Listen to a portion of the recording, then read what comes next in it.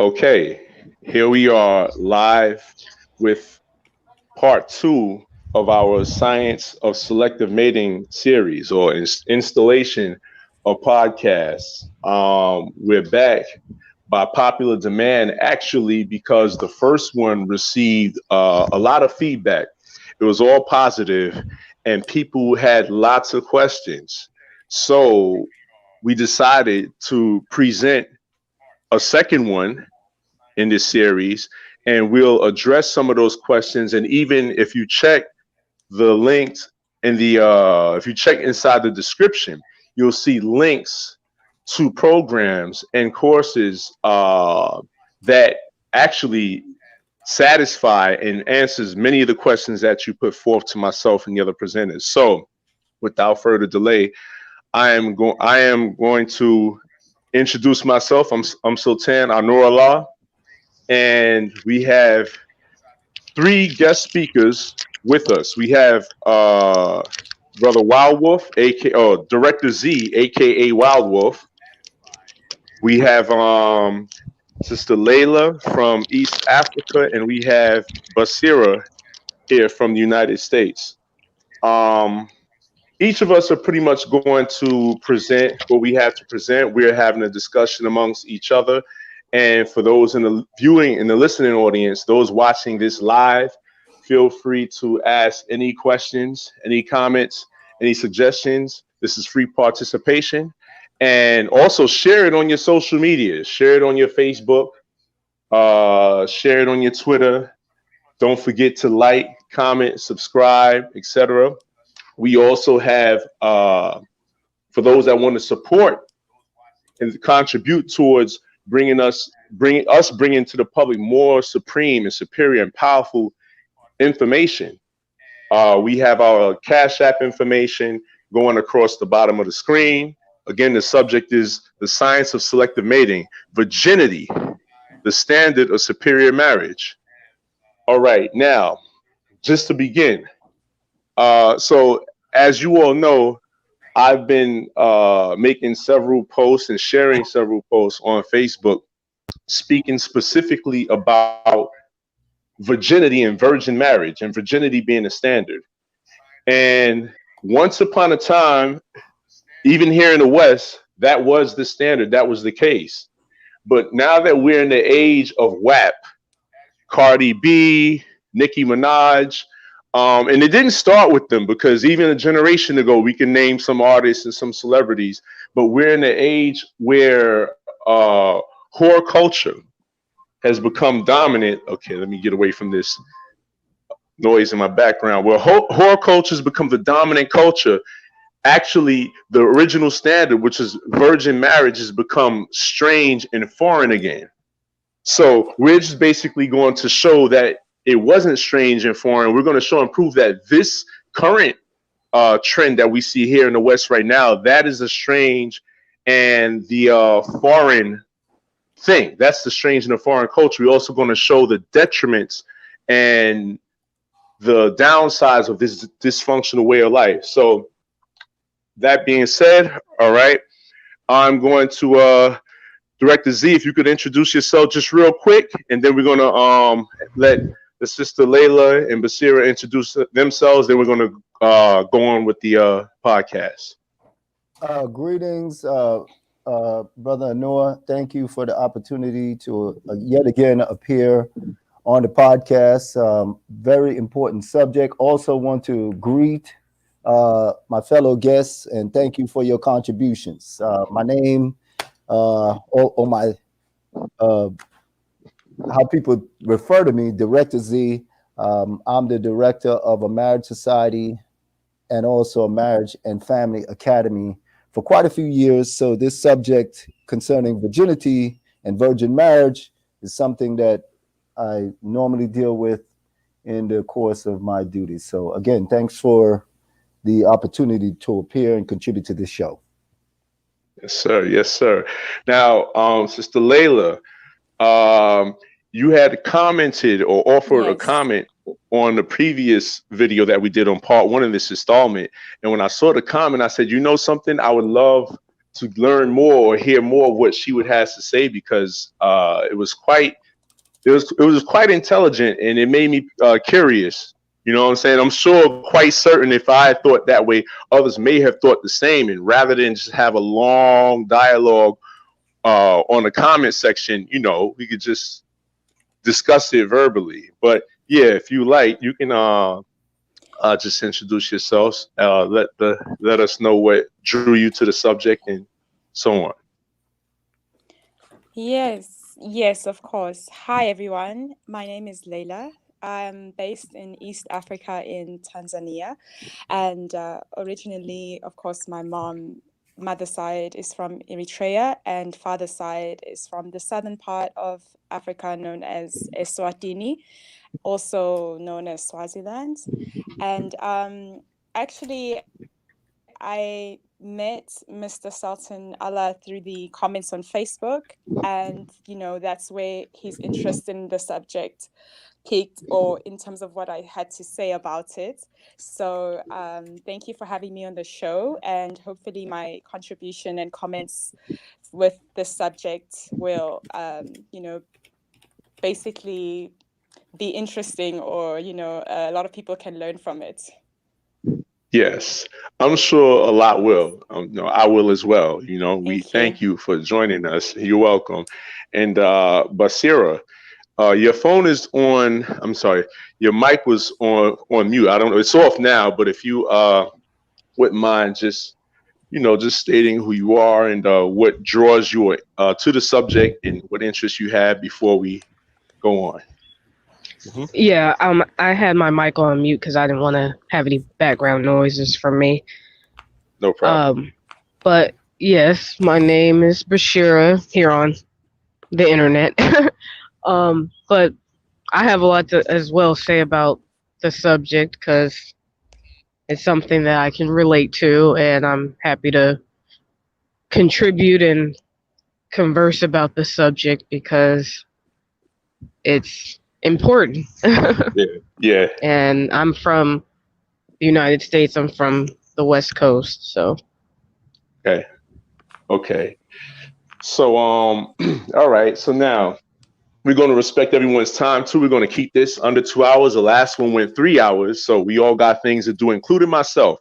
But anyway, let's see now. Wild Wolf, there was something that you stated yesterday while we were speaking, and I was out and about, and you had made reference to a post that I shared about a fly and a bee.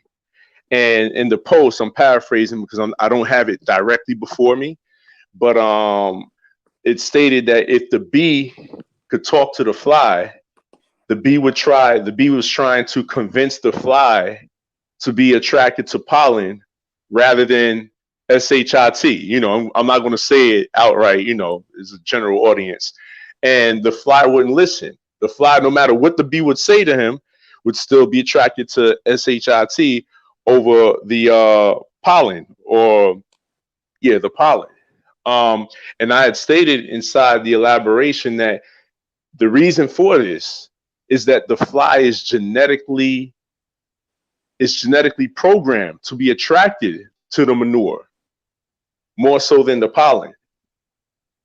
It's genetically attracted. And now we can take this analogy and we can apply it even to humans as well, because all of us have our genetic programming. Our genetic programming determines what we are attracted to, whom we are attracted to, what we are repelled by, whom we are repelled by, what information resonates with us, what information doesn't resonate with us, so on and so forth. I've been getting feedback from a lot of brothers, the brothers that would disagree, that is, because there are many that agree, and they would say things like, bro, ain't no virgins out here. How you going to find?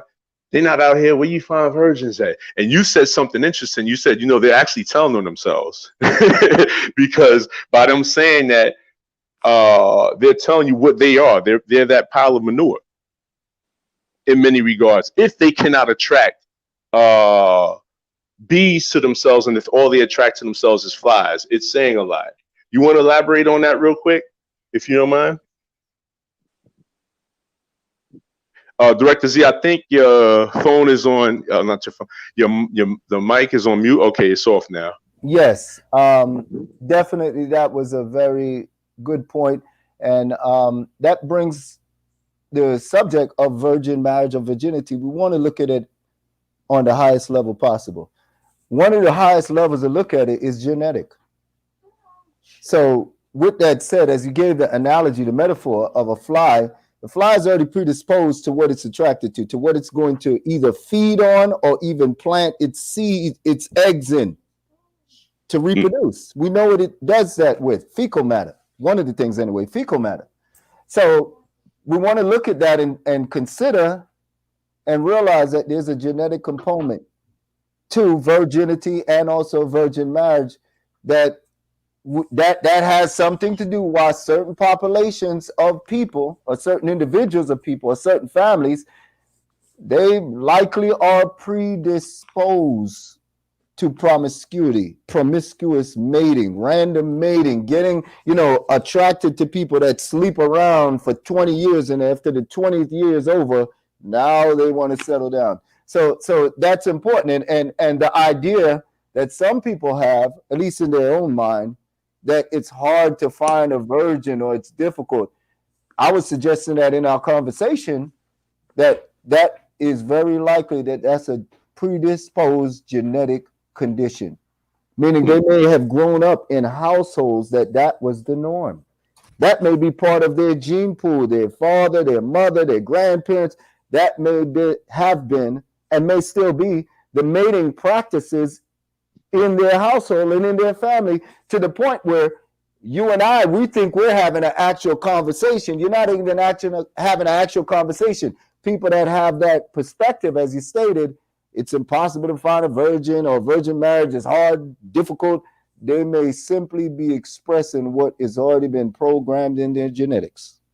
Wow, that was profound. Okay, we're going to turn it back. I have for Sister Laila. Again, brother, wow, that was profound. Now, man, I had so much, like you opened up a can of, let me not say that. You basically light a whole bunch of fireworks with that questions from me. You know what I'm saying? But anyway, I'm not going to take up too much time. We'll eventually get to those. Laila, if you don't mind, could you share with myself and the other guests on the podcast, as well as those in the listening audience, who are generally actually more specifically here located in the United States, but my audience is actually worldwide, some of the aspects of the cultures in the region of the planet that you are from in regards to marriage, virgin marriage, the processes, just whatever you feel like sharing. Sure, yes, absolutely. Just in terms of marriage in general, I would say first as a whole in Africa in general, virginity is definitely valued.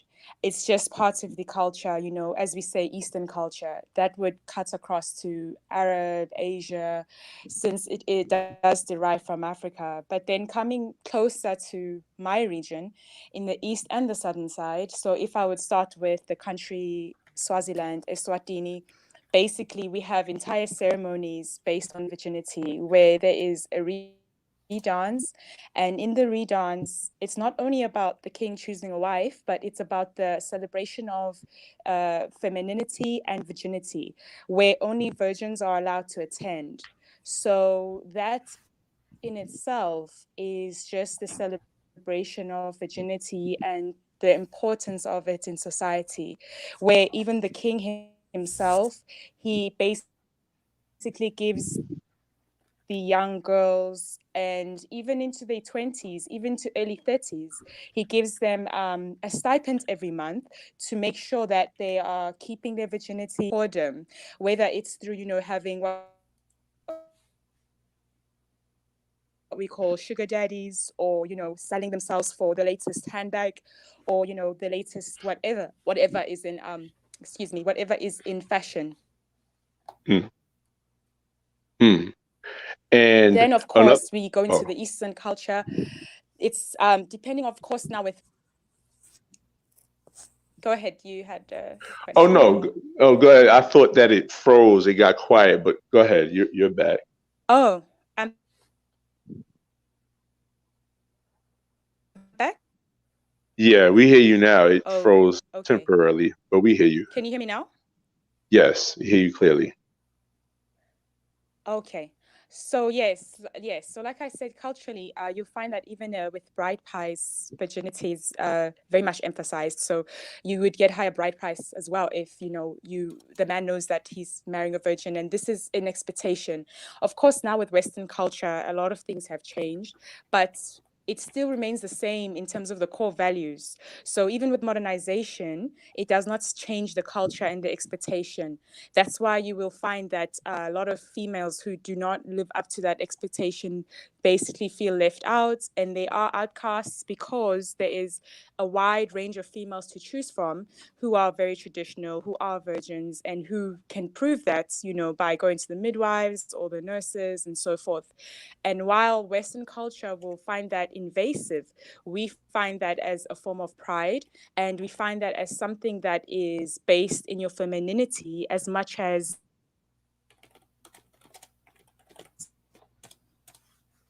it is with doing domestic duties, traditional roles, and being a nurturing feminine woman. So, hello? Yes, yes. Yes. So basically, I'm not sure what else you'd like me to dive into, maybe if the marriage or so forth. I don't know if that's for later in the show, but that's just Well, basically the general background of. okay. Well, you actually, just for myself, you actually Yeah. answered the question that I was going to ask. You must have read my mind. I was going to ask you, in what ways is it like promiscuity shunned or frowned upon, in the cultures over in the region where you are, either the cultures in general or your culture in particular. And you pretty much Yes. answered that. Mm-hmm. Yes. Okay. Yeah, you answered that. Okay, yes. Yes, of Basirah. course. It's frowned upon in a number of ways. Generally in society. Yes. Okay. Oh, continue. Continue. Sorry about that.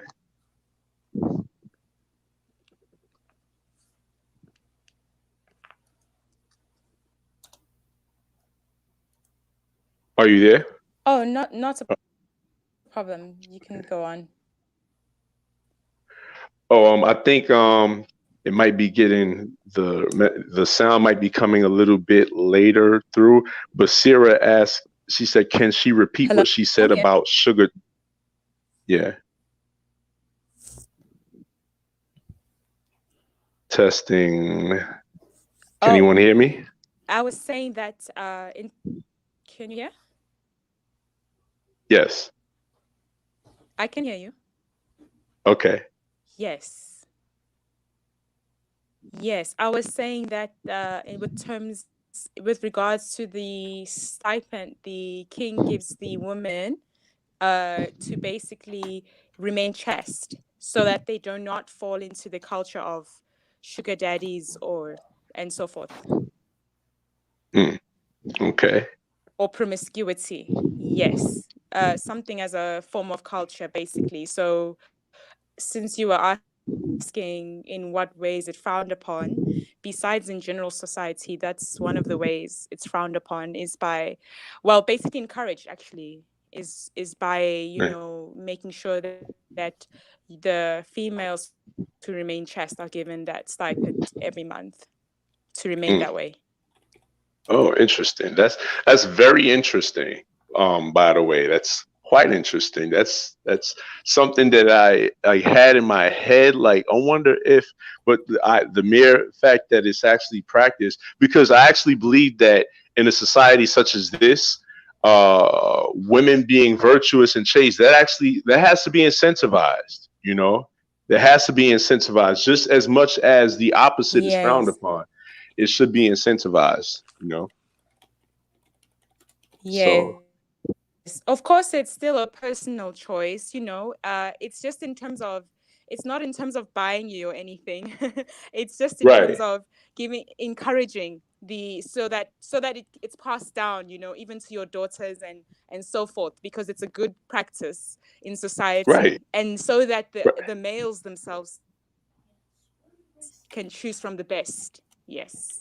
Right. Right. Absolutely. Absolutely. Okay. So I appreciate that elaboration that you offered, because you had answered some questions that I had. We're going to bring it back to you in just a moment, unless there's anything else that you wanted to say. I hope I didn't cut you off. No, not at all. Okay. Okay, Basirah. So my question to you is, what if you can just generalize your experience here in America as a virgin? So now we're bringing it to the other side of the planet now, where the culture is almost diametrically opposite. Um, your experience with men, your experience with women, or just the public in general, the things that you like, the challenges, because I'm certain that there are many other women in your predicament, but here in the West, virginity, especially amongst women, is frowned upon. This is horror culture. So the woman who is a virgin, or the woman who is chaste, she's pretty much outcast by the circle of hoes, or the dudes. If she lets a man know, and I've had women share this with me, that they would tell a man that she's a virgin, he back all the way. And now that I know better, I understand why. But if you don't mind, if you could just summarize some of what your experiences are, so that way others can know that they're not going through it alone, and we do have solutions, remedies. Well, hello everyone. Can you guys hear me fine? Yes, we hear you clearly. Yes. Okay. So my experience is the total opposite of Sister Layla's. It is frowned upon. You are looked at as less valuable, because you quote unquote can't do anything and don't have any quote unquote experience. You're boring because you aren't doing those things, engaging in sexual acts.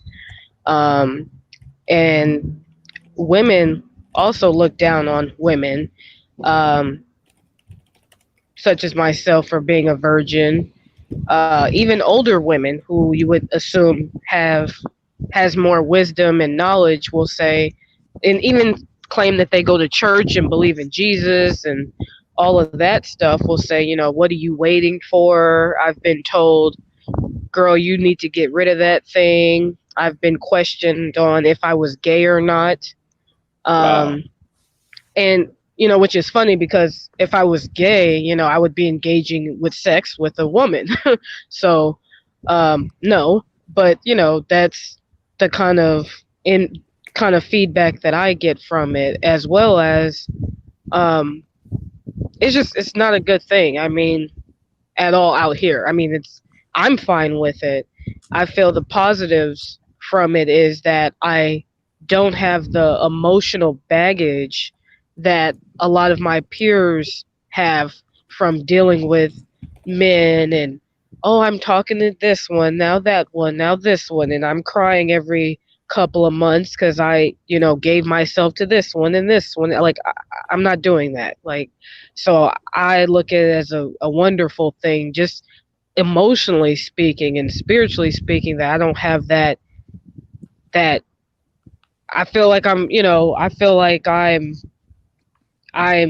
clean, and not in the sense of like just because I'm a virgin, but clean mentally and emotionally, and my heart is clean, because whoever I do marry, I'm not going to come into that relationship emotionally looking at him like, oh, all men are dogs, or you're going to hurt me, or you're just like the last one. And, from an emotional standpoint. And I feel like, because a woman's heart is, very valuable. I mean, yes, her virginity too as well, but her heart is very valuable. And I feel like I'm not just going to give that to anyone. And when I see my peers go through that, I'm just thankful that I haven't had to go through that, and I don't want to. So it's easy for me to remain a virgin, because I'm not going to be crying every 5 minutes. Like, I'll go to jail. So it's pretty easy for me.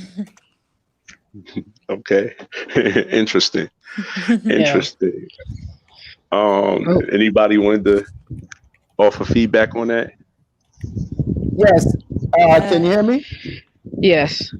Yes, I think that was a very interesting point that I think Sister Basirah just made. It is true that whenever, at least from what I've seen, my experiences, when people often may share or mention or it becomes known that they're virgins, especially in so-called quote unquote modern cultures, modern society, industrial society, there is this need of a lot of other people that are promiscuous to question people's honesty of, oh, you couldn't be a virgin. And the thing that baffles me about that is when they're running around promiscuous, nobody questions, are you a whore or are you a whore? So Yes. you're promiscuous and nobody questions that. So this person is saying they're a virgin, so you automatically have to question that. So I'm just mentioning that what the sister said, that's a very important thing to think about. That's part of the psychological operations that is being inflicted on virgins and virgin marriage and virginity culture every day that we don't think about. It's constantly these nuanced ways of trying to undermine people that declare their support for virginity until marriage, saying that they're virgins. It's this constant attempt, nuanced attempt to undermine the veracity of their claims and their stances. Right. Or you are a homosexual, Right. you know. And I can't imagine a man, you know, you would really be a homosexual if you were a man and a virgin, God forbid. But women, you know, after, you know, hell, even after 21, if you're still a virgin, you have to be a closet homosexual. And I'm like, I'm too old to be in the closet. If I was gay, I would be gay. I'm not going to be in the closet, you know. So, but no, clearly it's like you have to be gay. You just don't know it yet. You don't know you're gay, but I'm telling you, it's almost like I'm telling you for you that you're gay because it's not natural for you to still be a virgin at this point. Like, what are you doing? Absolutely. And that point you mentioned, that's a great point about the question your sexuality.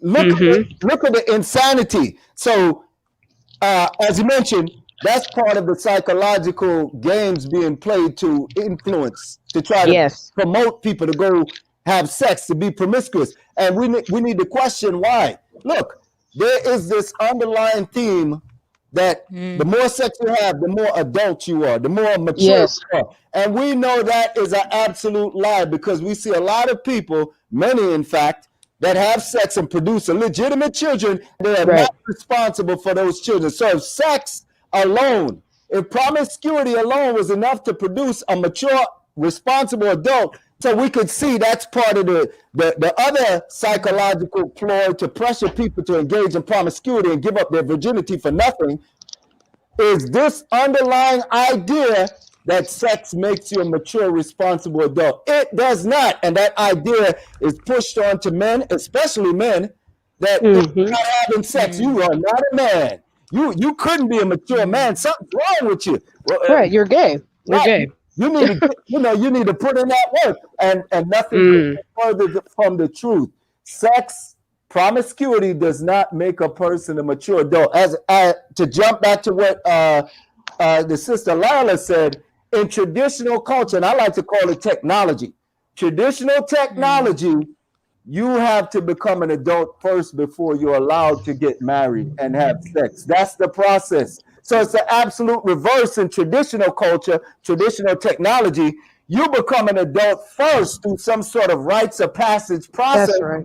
And then you're allowed to become married and earn the privilege of having sex in marriage. So it's a complete reverse we're talking about here. I would just like to quickly add this. Another way that it's manipulated, not just by calling someone a homosexual, but by saying it's natural, by saying sex is natural. What are you waiting for? It's a part of life. are to say, you know, everyone wants love, equating sex with love. And we know that's the farthest from the truth. But, you know, everyone wants love. You're stopping yourself from being loved, and you're not being natural by not engaging in this act. That's not natural to not have sex. Well, I want to say something about that. Mm. I will say that sex naturally and in a rightful place is equated with love, right? However, if it's outside of structure and order, right, then it can produce chaos. It's just like water. Water serves its purpose, fire serves its purpose. In fact, water and fire are two of the most productive elements, right? But if it's not under structure, if it's not under order, we all see what the destruction of what type of destruction that water can cause, whether it's a tsunami, hurricanes, what have you. And we've all seen the type of destruction that fire can cause if it's not under structure, control, or organized. And it's the same thing with sex and love. It's a fiery and watery desire. You know what I'm saying? So, I mean, it's all about it being controlled and organized. But here, when in the wilderness of North America, in our teachings, we refer to it as the wilderness, where it's pretty much anything goes. For people to quote unquote protect their feelings or protect their heart, what they do is they disassociate the sex act from the emotional bonding that comes with it. For example, a woman's body produces oxytocin during the sex act. This oxytocin tells her to bond or gives her signals to bond, right? It's the bonding hormone. If she ignores those signals because she is in a situation where she feels that she's either not supposed to be having sex, or this man isn't going to be, she's not supposed to bond with this man for whatever reason. Maybe she's a side chick, so to speak, or maybe it's a one night stand, or for whatever reason she knows that she isn't supposed to bond. She'll ignore those signals to bond that the oxytocin release is sent to her brain. And when if she continues to ignore those signals, eventually they're going to shut off and not ever be able to turn. They're not going to turn on again. And this is why, as a saying in the streets go, you can't make a hoe into a housewife. Why? Because her ability to mate bond has been impaired from turning off or ignoring the signals to bond every time her body produced oxytocin with the sex act. Either she knew that this man wasn't going to stay, or she knew that she wasn't going to stay. And just I ain't going to get into. I can sometimes go like off and get into stories, but I ain't going to get into nobody's even I won't even mention names, but there's just been stories of like men that I've known that have been like set up by women that they've actually just previously engaged sexually with, and she might have set them up to get harmed or killed, and we would ask ourselves, how is that even possible?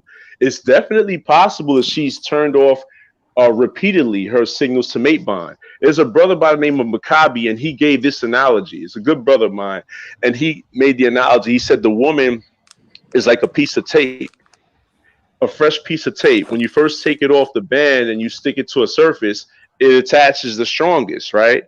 But then when you detach it from that surface, it picks up lint, debris from the surface, and then you attach it to another surface.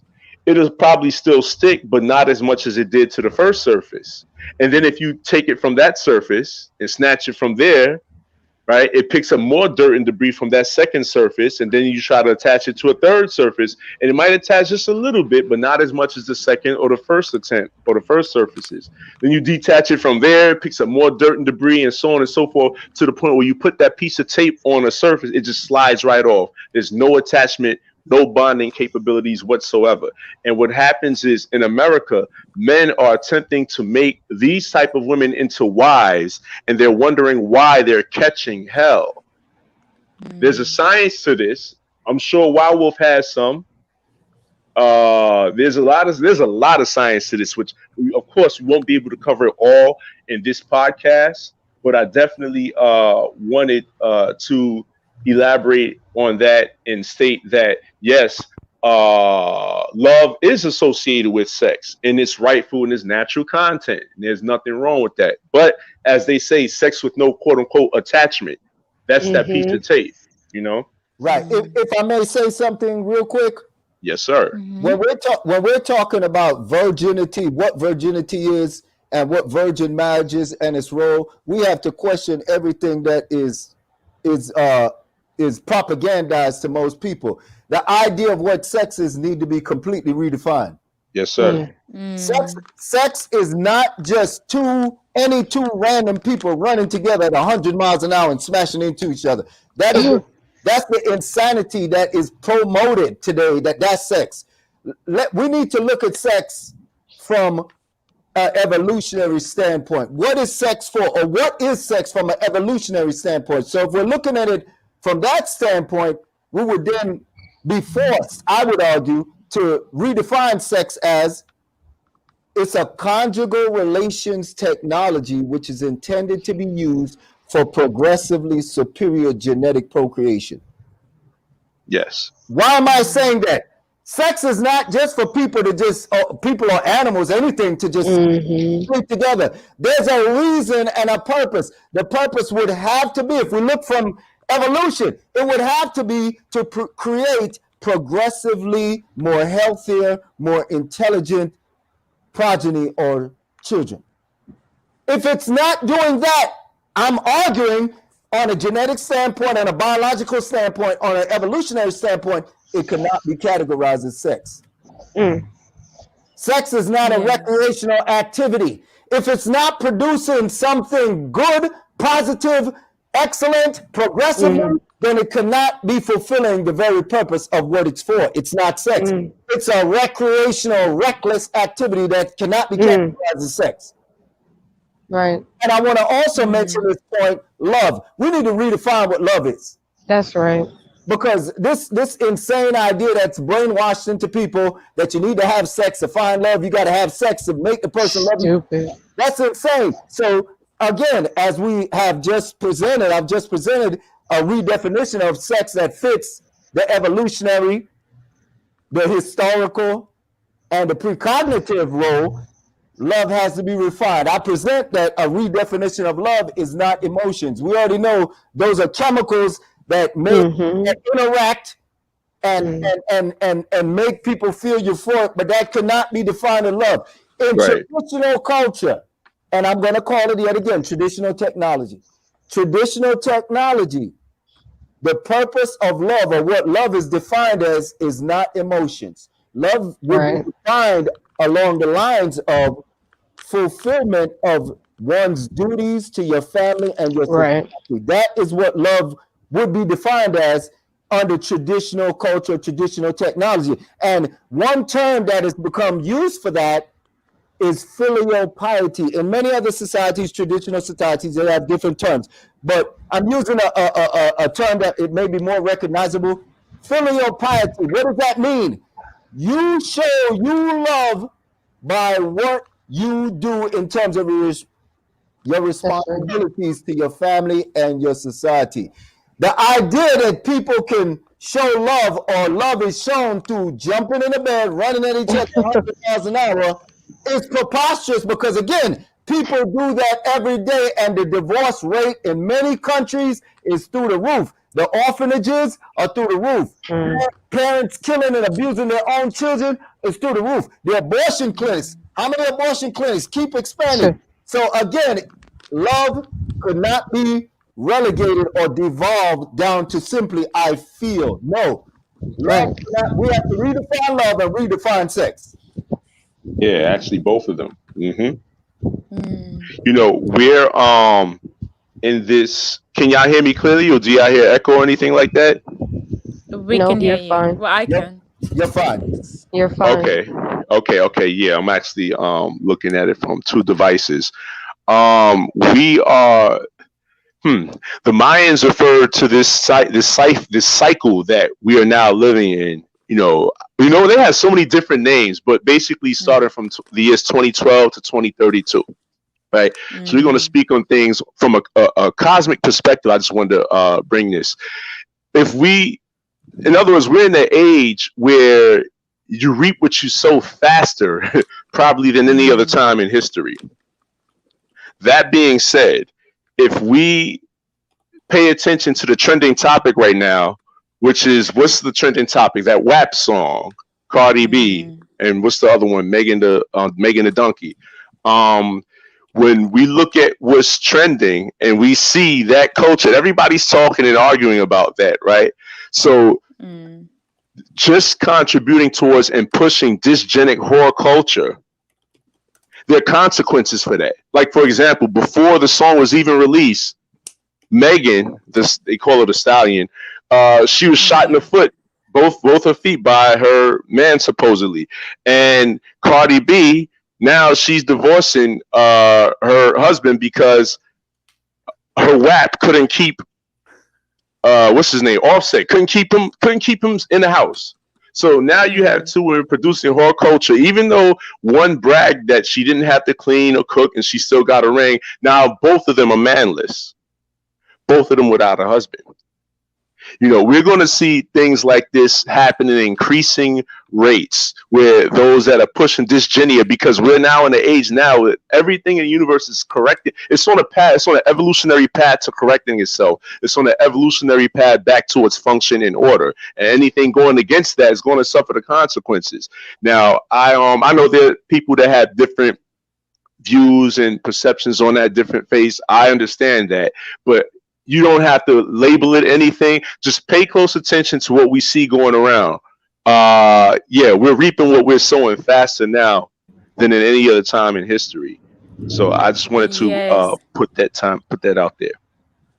Yes, I agree with that, because actually, according to the Ethiopian calendar, it's 2012.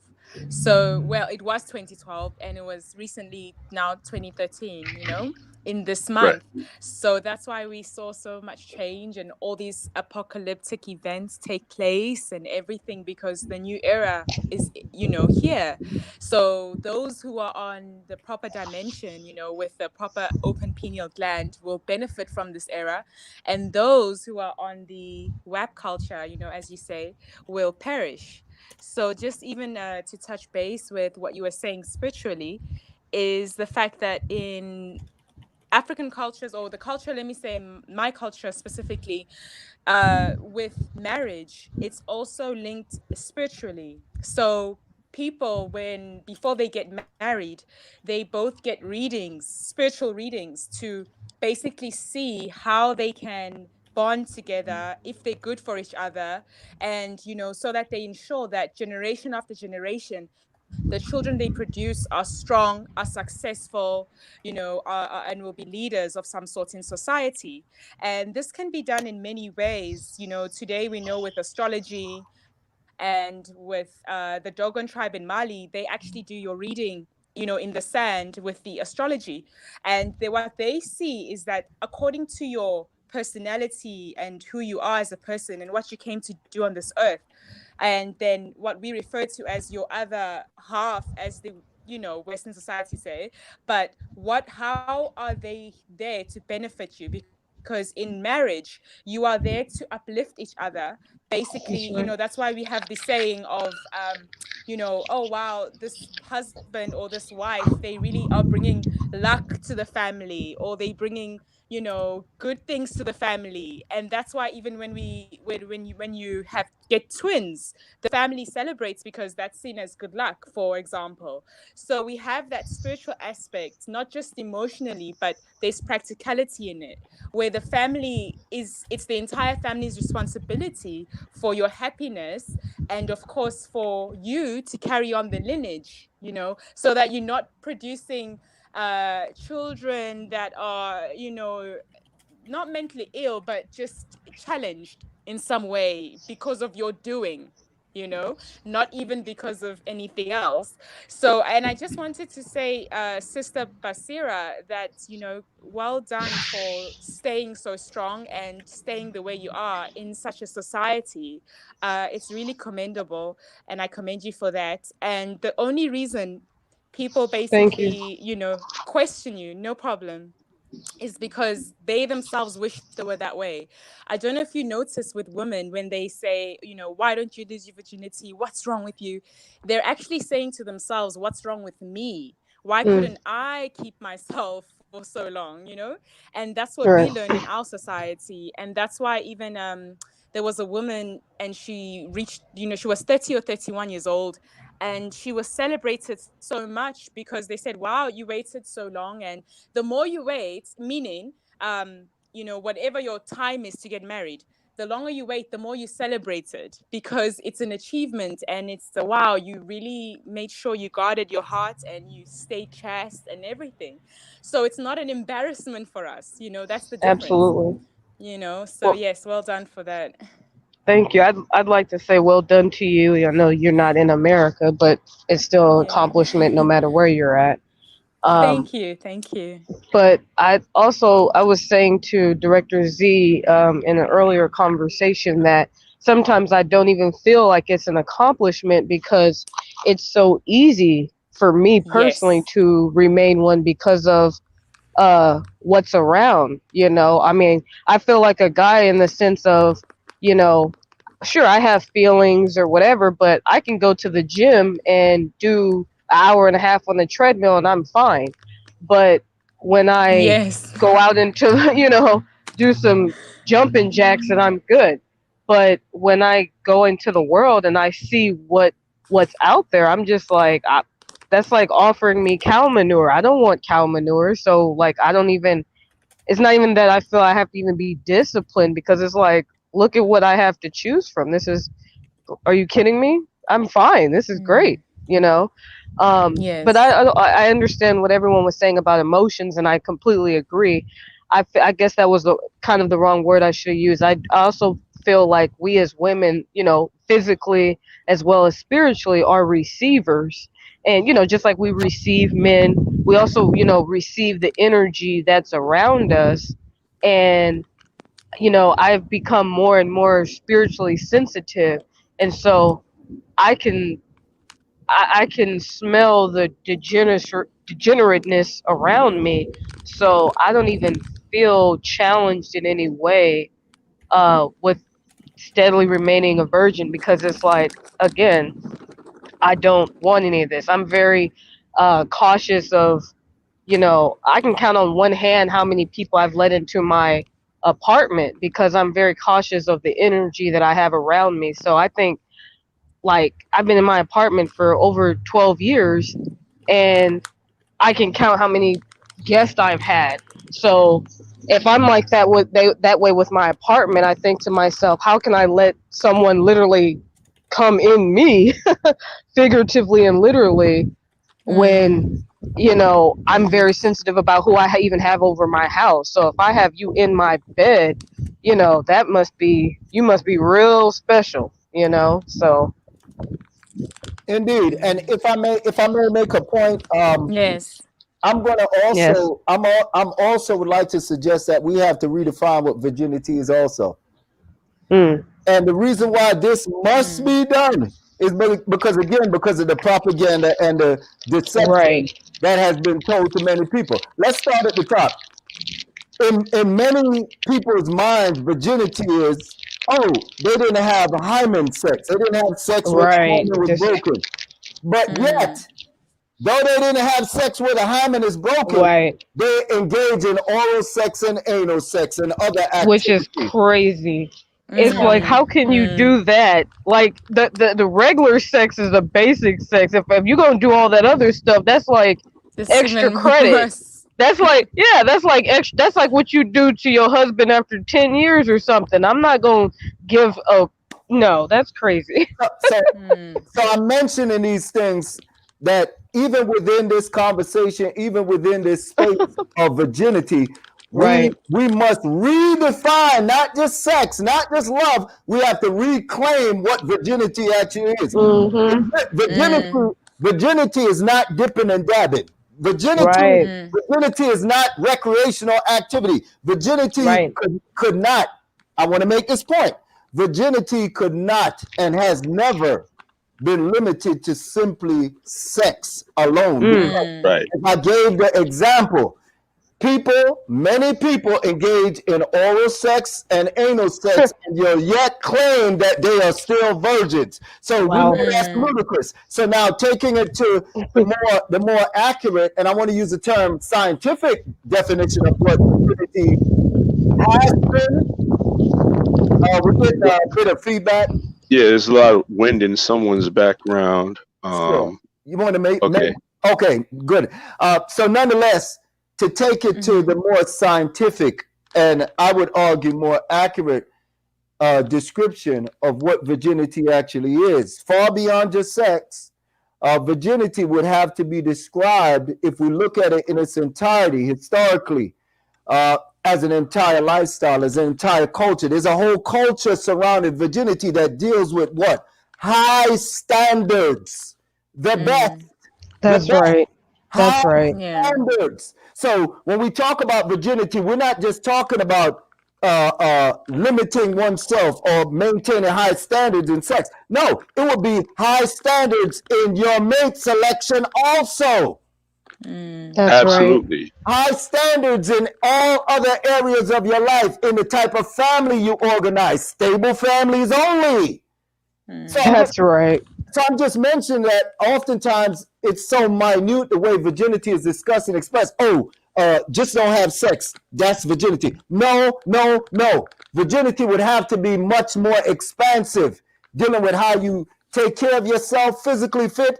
Let me give an example. Let's just give this example. Have you ever heard the term virgin being applied to food, or virgin other things? Yep. Yes. Yep. Yes. Yes. So then we realize, hold up, that's not sex. So why are we using this term towards food like virgin olives or virgin? Because it's being said to be that's the highest state that thing is in. Purity. Purity. And that cannot just be limited to sex. So virginity, when we're talking about virginity, I'm submitting that we need to expand and define virginity on a higher level of purity, high levels of purity and high standards in everything. Virgins would not only, or should not be only, concerned about not having sex. It should be, hold up, I need to have pure, high diet. I need to have pure physical fitness, because again, when we're talking about virgin or virgin technology, you're maintaining that to be able to get married and produce very healthy children. Part of that means you have to maintain and produce good, excellent health before you even get to that point. Excellent health in diet, excellent health in the way you think or the way you're going to raise those children. It can go in so many dimensions, but I'll close by simply saying this. Virginity has to be reclaimed from just, oh, you didn't have sex. No, it's purity in everything that you do as a parent, as a spouse, as a person, and how you deal with your family, and how you deal with your culture, and how you deal with your society. Just the same way the term virgin is applied to foods and many other things. What does the term new mean? It's another a synonym for virgin. New car. What you're saying is that's a virgin car that's never been owned. New house. What you're saying is you prefer new houses, not a run-down one. And we can keep applying that to everything. When you eat food, you're eating virgin food that's never been eaten before by anybody else. When you get clothes, you get virgin underwear, I hope. Anyway, Jesus. that has not been worn by somebody else. I'm using these examples to give a point of how virginity is an expansive topic. It's not just not having sex. When you use a toothbrush, you get a virgin toothbrush that's never been used by someone else. So I'm using those examples as metaphors to illustrate virginity is a technology, but it has never been applied solely to sex. People that are virgins or support virginity until marriage, a virgin marriage, it is an expansive thing we're talking about. Oh, that was an excellent add-on, because that needed to be cleared up, because again, people tend to think it's just having a quote-unquote intact hymen, but it goes way beyond that. I will say that a pure society or a pure community houses pure men and women. A pure home, a pure family houses a pure woman. A pure woman's body houses a pure womb. A pure womb houses pure ovum. And a pure ovum, when germinated with a pure sperm cell, you know, pure, immaculate, it all means the same thing, clean. When you have that immaculate kept sperm cell and that immaculate kept ovum, this produces an immaculate conception. This is what gives birth to supreme children who grow up to become supreme adults, supreme beings who do supreme things. It's really not rocket science when we look at it for what it is, but maybe, you know, because society in general has been so lost from what's basic and common that it would be rocket science at first. Brother Wild Wolf, I have a question. You mentioned, okay, what you were speaking on as far as not being used, so it's not anything previously owned. Do you want, let me know when you want to share that clip, because there's a clip that you wanted to share for in the first podcast, but because I was new to the platform, I didn't understand the technology that I'm able to share now. I think it was titled, if I'm not mistaken, Dogs in the Street, something chasing a dog in heat, something to that effect. I can't remember the exact title of the video. Absolutely. I'm ready. We can go ahead and share the clip. Right before we share that clip, I'll mention just this, if I may. Yes, sir. With what was spoken by everyone, the guests previously, it should become more apparent to the listeners that virginity produces high quality of everything. Right. That's what virginity does. So when you have high standards, that's what the product is of having high standards. Virginity is just another euphemism for high or highest standards. So when you look at societies and cultures, as the sister Laila mentioned, when you look at those cultures that still practice virginity, look at the type of children that are produced in those cultures. Look at the type of families and marriages that are produced in those cultures. Are they intact? Do they have a proliferation of single mother households? Or do they have the majority standard is married households with children? So I just want to mention that before we segue into the clip.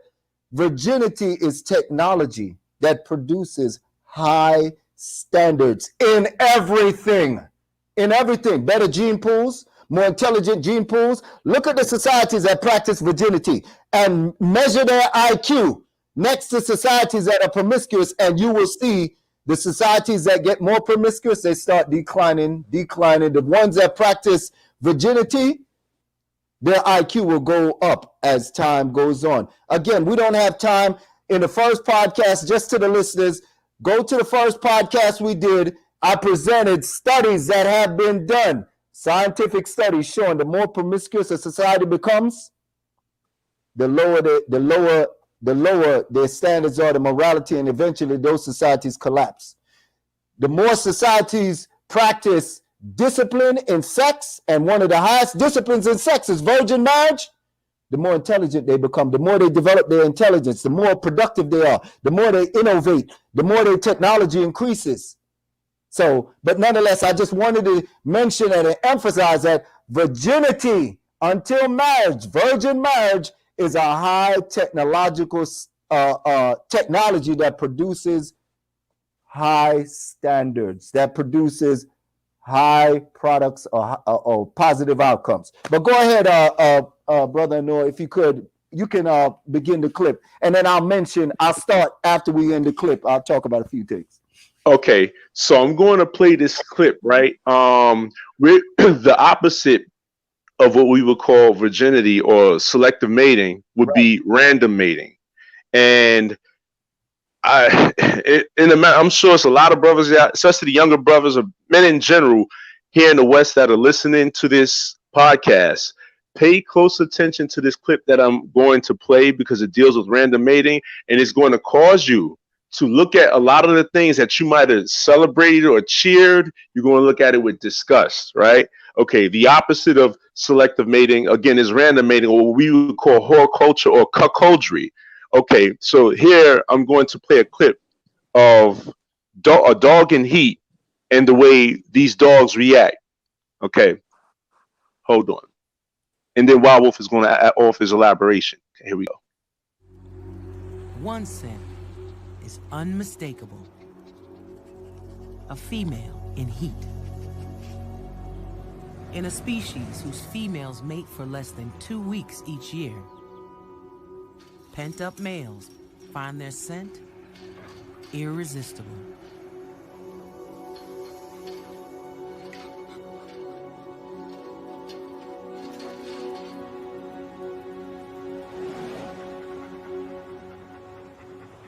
Bandit tracks the scent to the source. Elsie is in heat. Would-be mates flock from all over, including her best friend Butter. Wherever Elsie goes, the growing pack will follow.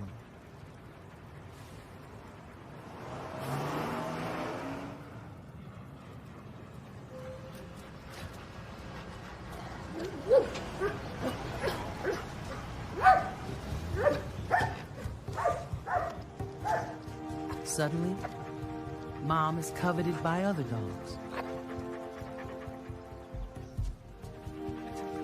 Flo and Macy seem confused why.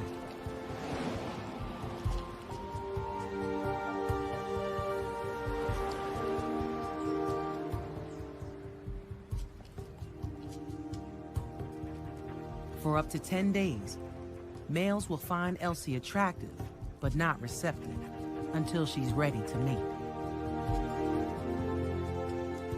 Many males will appear, but only the most dominant is allowed to mate. The males must compete for the alpha position.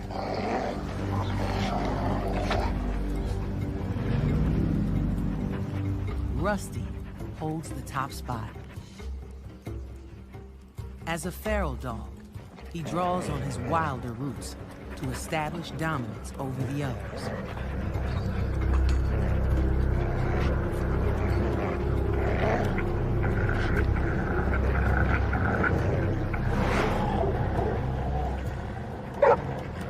For days, he guards his position.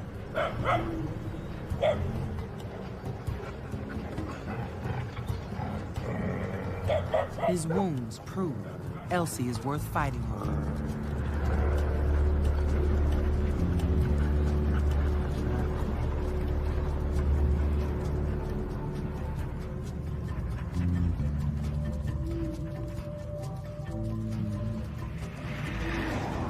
Ranking second, just behind Rusty, is Bandit, who scaled his fence to pursue Elsie's call.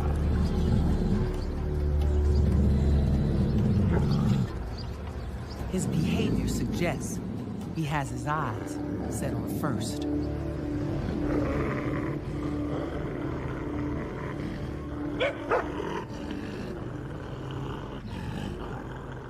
Finally, Rusty's dominance is put to the test.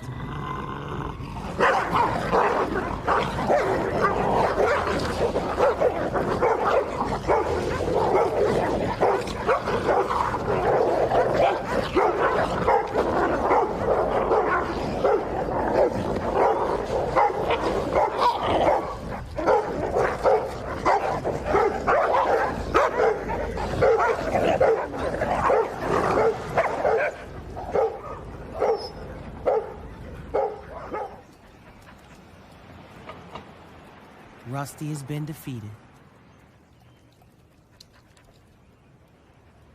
Now Bandit is first in line for mating.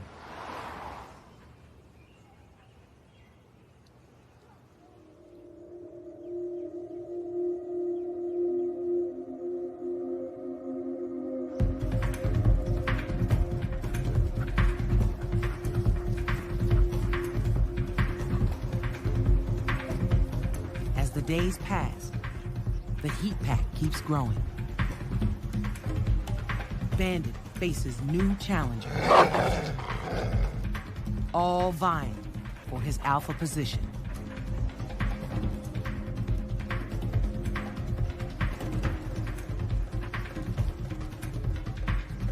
In wild canines, such as wolves, the alpha male and female are already established. Only they.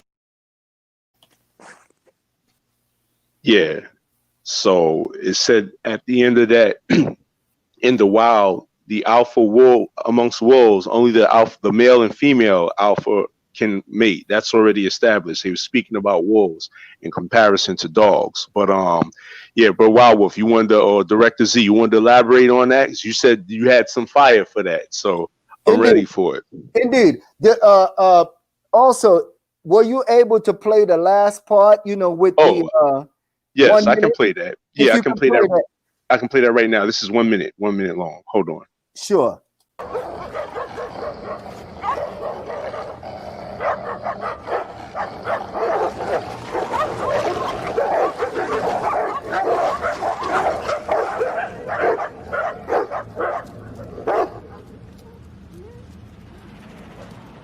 Rocky will have to wait.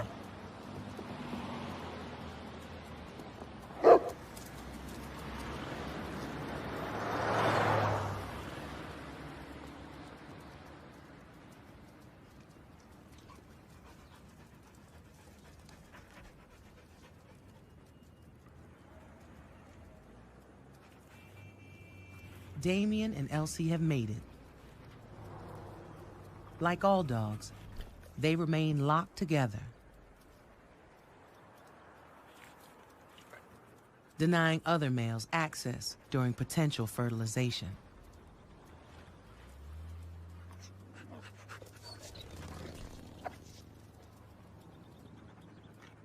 They'll stay locked for up to 30 minutes.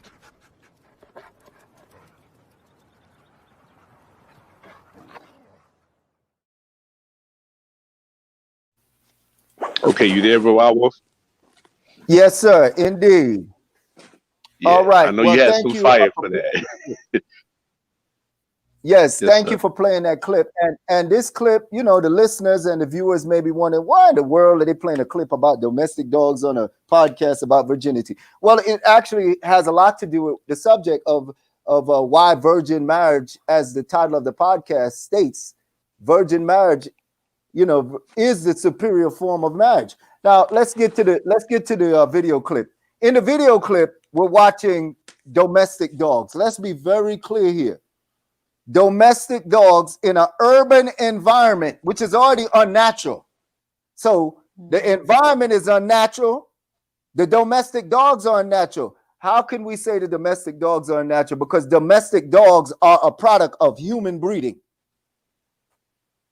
Most of the dog species, or pretty much, I would say most that we see anyway, are a product of human breeding. Humans domesticated wolves, from what the science states, and over time, over thousands of years of human interference with the natural breeding, mating practices of wolves, humans interfered and created hybrids that we call domestic dogs. So they're hybrids, they're not natural. So anything that you interfere with its natural mating practices, it's going to engage in things that you're looking at. You think it's natural after many years. It's not. In this clip, what do we see? We see dogs going into a mating frenzy, right? And in the clip, it literally tells us, it says, well, look, only 2 times a year, 2 weeks out of a year, these particular domestic dogs have for mating. Now, look very closely to show how dysfunctional mating practices separate and are not the same as natural mating practices. You see every different type of hybrid dog running after that female dog. You see small dogs, different breed dogs. I mean, I'm just saying, let's just say it. You saw everything from a Rottweiler to a pit bull to a Chihuahua to some things you can't even name. You ask yourself, is that how mating occurs in nature? No, it doesn't. No, it doesn't.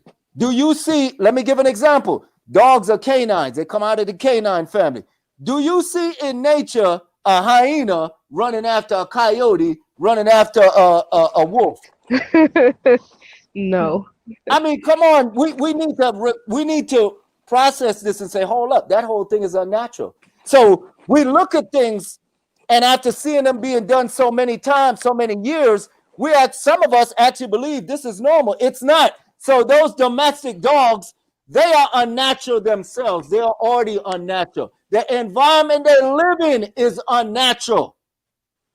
Their mating system is unnatural. They were produced by unnatural mating systems. So what you're seeing is yet again the residual result of all that unnaturalness. Now, let's go further.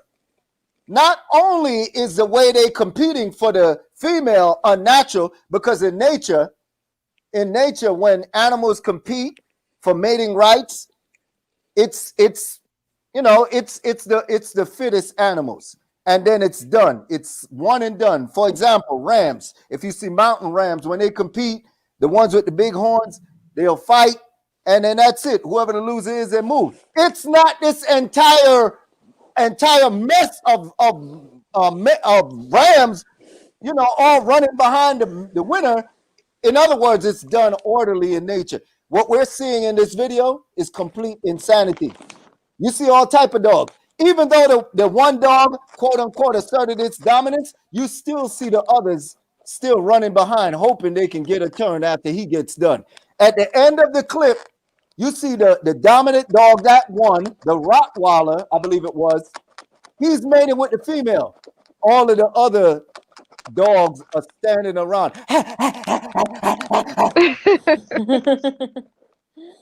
That should tell us this is completely unnatural.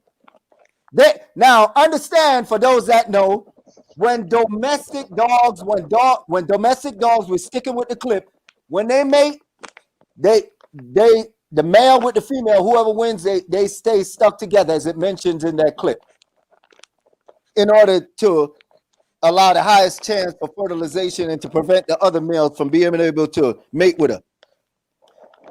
Anyone that has been around dogs, has seen dogs, what do you think happens after the male and female that mated uncouple, they come apart? What do you think is going to happen? Those other dogs are going to try to also mate with the female, even though they've been sitting there watching this dominant male dog mate with her. That should tell you what kind of mating system we're looking at right now. Random. It's a degenerate mating system by a degenerate hybrid species that lives in a degenerate environment, an unnatural environment, and that's what we're seeing. So now, what does this have to do with the subject matter? When we're talking about promiscuity, when we're talking about sex recreationalism, which these are the opposite of virginity. So oftentimes, we talked about people question why what's the use of keeping your virginity? As the sister said, people would tell women, get rid of it. Men would tell young men that are virgins, get rid of it. Well, you don't want to get rid of it, because what we're seeing is the result of just, quote unquote, getting rid of it. You have a bunch of uncivilized, disorderly, unnatural people all competing in unnatural ways to mate with the same people. And what you see in the clip, to summarize, what you see in the clip is what is going on with many people in many human societies right now. They may not think it is. When you're dealing with people that go to unnatural environments to mate, such as nightclubs, bars, restaurants, strip clubs, what do you think they're doing? All those degenerate males are sitting around trying to compete. They're watching each other sexually, I guess, proposition the same females. Some of them are even having sex in these venues or whatever. A lot of them even know that another male just had sex with that same female, and they don't care. Now, let's go further. Some people say, well, they don't participate in that. They just get a woman, after if she's single. Well, hold up. Let's stop. Don't you know people do that same thing in their own private homes? They have people, women that juggle men. The woman with this man one day, she's with another man. There's no difference. When I say no difference, it's pretty much the same thing on a biological basis. It's just the time frame may be different than what you see with those dogs. So I'm going to summarize by saying this. There's very little difference between what is happening with those dogs sitting around waiting until the other dog finishes mating with her and then they try to mate with her. There's very little difference between that and what we see with the corrupted mating practices in many human societies today, where males will literally tell themselves, you know what, she's single. What does single mean? She just broke up with a quote unquote boyfriend last month. I mean, are you kidding me? Is that what you're going to say? Oh, this toothbrush hasn't been used in a month. Hold up. This underwear hasn't been used in a month. Hold up. This, I could go on and on.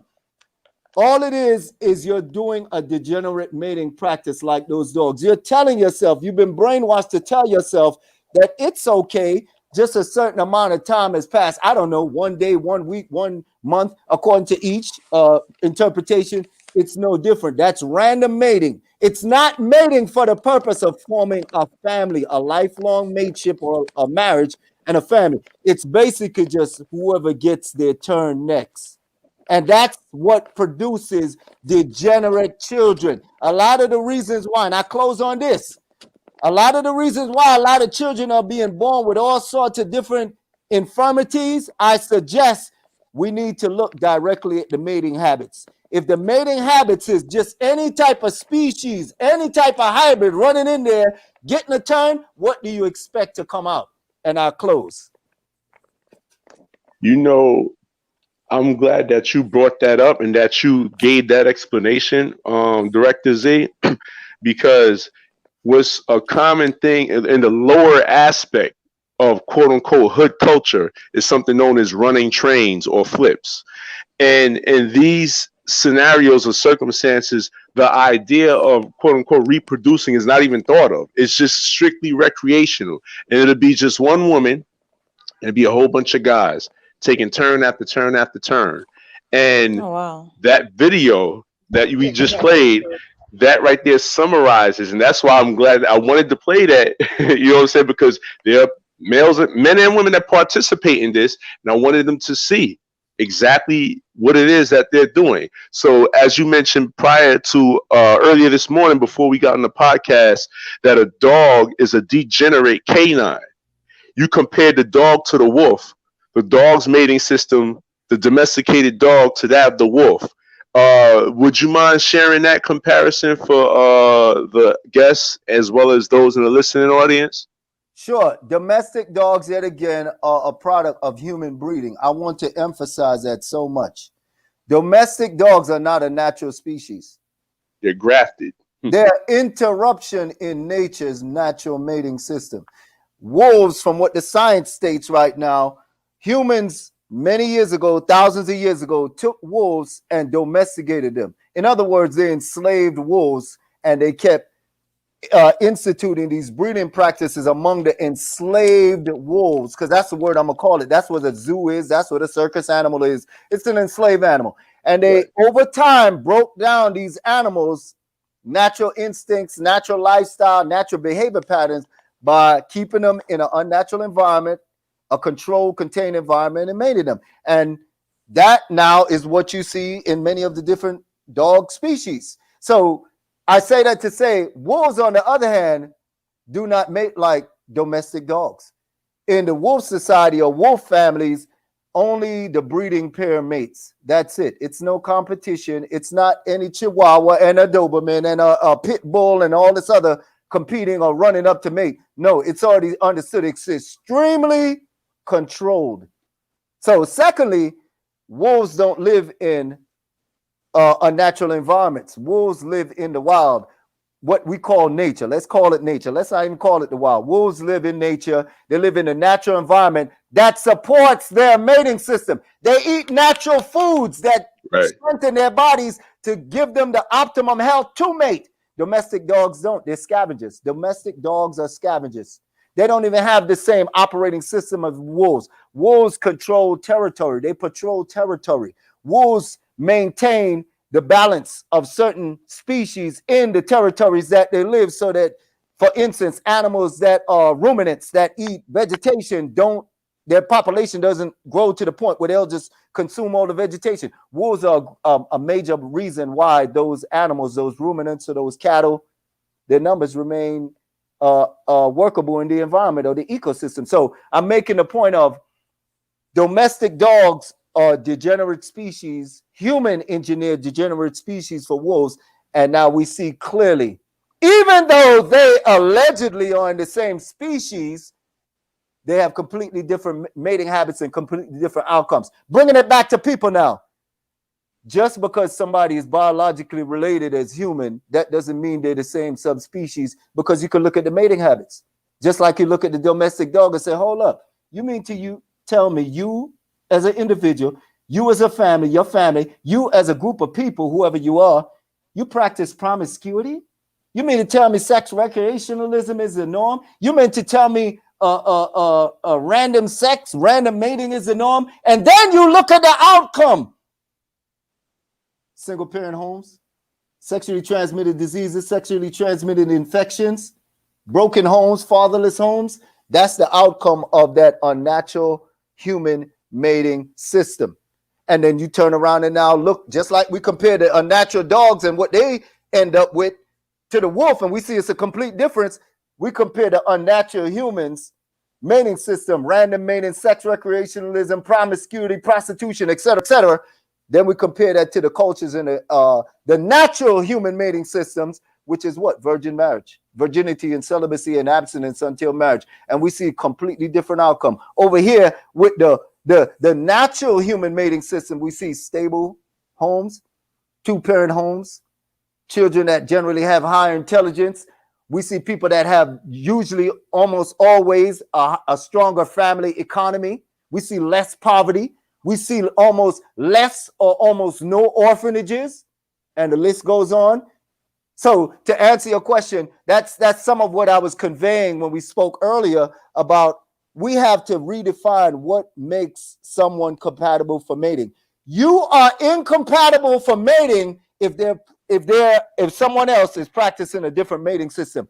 Let me say it simply. You're not the same species. They are whatever they are, and you are whatever you are. If you're following natural mating, which is virgin marriage, you're not the same species as someone that practices promiscuity. You're not. You're not compatible for mating. They are different species. They are hybrid. Absolutely.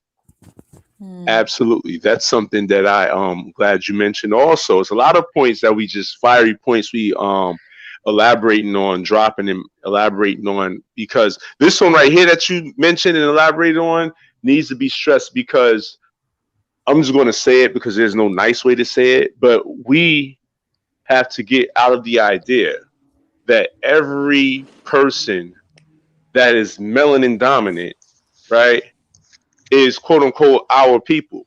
Now, I know this is going to be unpopular for me to say in certain circles, but this needs to be said. Just because someone has melanin like you and probably grew up in the same country, even the same neighborhood, have the same accent, that does not mean you are the same tribe. If you have a different mating system, if you have a different dietary system, therefore your blood is going to be different. If you have a different value system, therefore your culture and the way you practice your way of life is going to be different. You are of a different tribe altogether. Period. You're not the same. Might I mention this? Yes, sir. This touches on all ethnicities, all races, all peoples. The Amish. Right. Has everybody heard of the Amish? Absolutely. Yes, the Amish are not going to mate with non-Amish people. They don't care if you look like them. Right. Because for the Amish, they may present it as religious reasons, but if we're looking on the genetic or the evolutionary reason, the Amish know that the minute they start mating with people that may look like them skin color wise, but they're not practicing the same lifestyle, they have made themselves extinct the minute they start doing that. The idea of just because somebody shares the same physiognomy or skin color and other features is enough to qualify for mating, that doesn't hold sway in nature or in traditional culture. So I say this to say, let me say this as succinctly as possible. If you mate a wolf with a dog, you're destroying the wolf. The wolf doesn't exist anymore. Right. If you mate with someone that doesn't practice, if you're a person that practices virgin marriage, virginity until marriage, virginity, abstinence, and celibacy until marriage, if you mate with someone that practices sex recreationalism, random mating, premarital sex, promiscuity, whoredom, you are destroying yourself. You cannot reproduce yourself in those children. What you are doing is creating a hybrid. What you are doing is committing genetic suicide. Right. Yeah. I'd like to Yes. comment on the video. Sure. Something, we've all heard the saying, that women like to say all men are dogs, right? Right. Okay.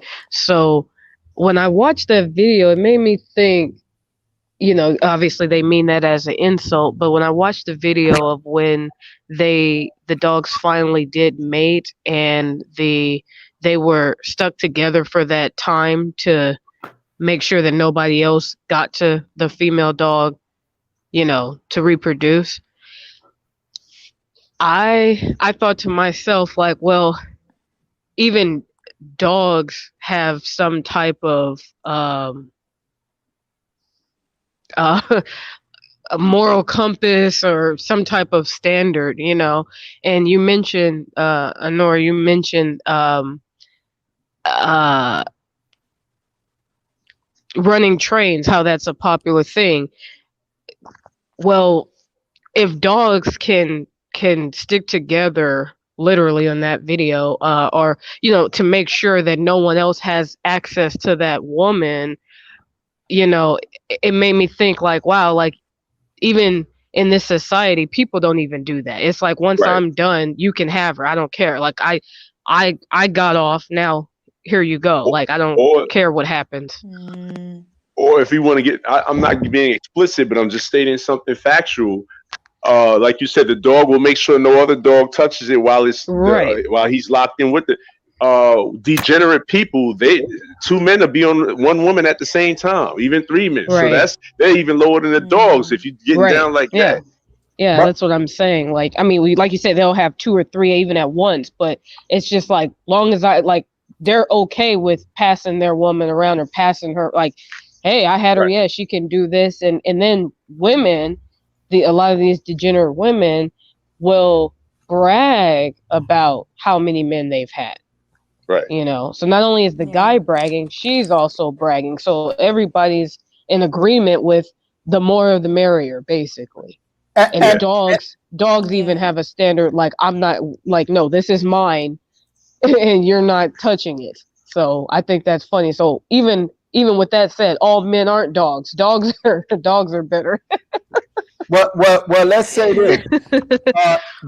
For those males it applies to, they are that. But there's superior men and self-respecting moral men all over the world. Of course. Considerable amounts of us that we don't practice random mating, promiscuity, whoredom, prostitution, and we have established families and wives and children, and we are raising up our families to be virgins. Of course, no, I'm mentioning that to say they're saying all men are dogs as an insult when they themselves aren't even practicing what actual dogs are doing. If they were actually practicing what dogs were doing, they would actually have some kind of standard. Absolutely. And if I might throw this one part in, I know the other sister's going to come in. If I might throw this one part in real quick. When we talk about, we need to redefine yet again because we could see it looking at the video and get, for those people have sense and get some sort of disgust. But we need to question even the way people think about the unnatural mating practices that they follow. I'm going to propose a scenario right now. Is there anyone, whether it is the guests, the fellow panelists, my fellow panelists, or even the listeners, how many of you, by a show of hands or put it in the chat box, would use a toothbrush that somebody else used? No. So I'm using that. Okay, fine. We got past that. How many of you would put on somebody's drawers after they done took off the drawers and just said, here's the drawers, or maybe they say, well, look, I'll just put it down and you could come use it after I'm done with it. How many? No. So why am I saying this? I'm not trying to be facetious. When you use a toothbrush, that toothbrush contains that person's biological material. Toothbrush creates, when you brush your teeth, it creates microscopic tears in your gums. And genetic material is still on that toothbrush even after you wash it off. It's microscopic. When you wear underwear, look, your underwear contains genetic material from you wearing it. I'm just keeping it as simple as possible. When you look, when you drink a cup, somebody, you know, a lot of people have this habit. They drink and hand it to the next person. I'm not criticizing. I'm making a simple point. When you drink off of a cup, that cup has some of your genetic material from your mouth on that cup. So I'm using those examples to show how a lot of people would say, no, I wouldn't do that. But they make this distinction between passing women around, sharing the same women, etc. It's like, are you crazy? It's no distinction. Why? Look, how many people are aware how long sperm can stay up in a woman's body after a man, a male sleeps with her? Exactly. How many people are aware? Not many people. So I'm making the point of, just because we're looking at dogs, 10, 15 dogs all trying to sleep with her at once, well, what's the difference between that and a woman, men sleeping with a woman that slept with the same amount of men over a longer period of time? Right. It's cocodry. It's no difference, is what I'm saying. All you're doing is saying it's okay because the time frame is stretched out. What they call serial monogamy is nothing but prostitution and whoredom and promiscuity. They, in Western society, they try to legitimize the random mating, the whoredom and the prostitution and the promiscuity by saying it's serial relationships. It's serial marriage. But hold up.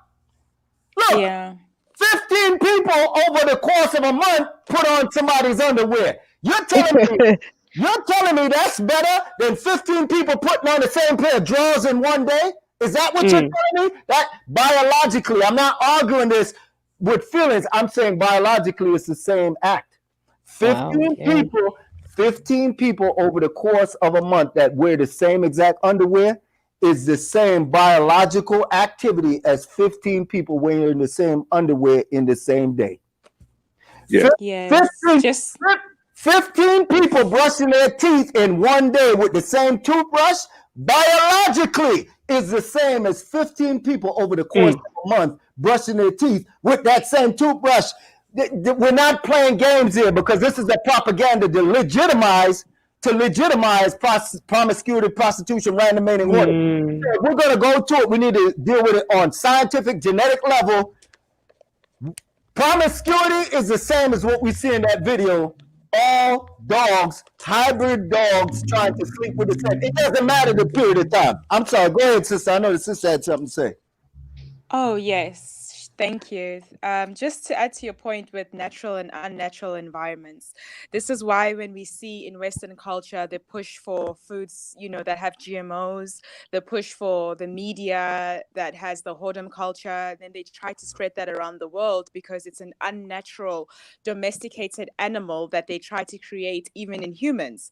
And then when we see the more natural Eastern environments where the food is more organic, they are more in the environment with people who look like them, specifically in Africa, and there's more of that culture that is rooted to the ground and the ancestors, then the people are under more pressure to act accordingly to culture. So even if the Western society, they push this narrative that it's extreme, it actually helps this the families and keeps them intact, because if you look at the statistics according to the UN as well, there's a 96% marriage in most African countries. 96%. Wow.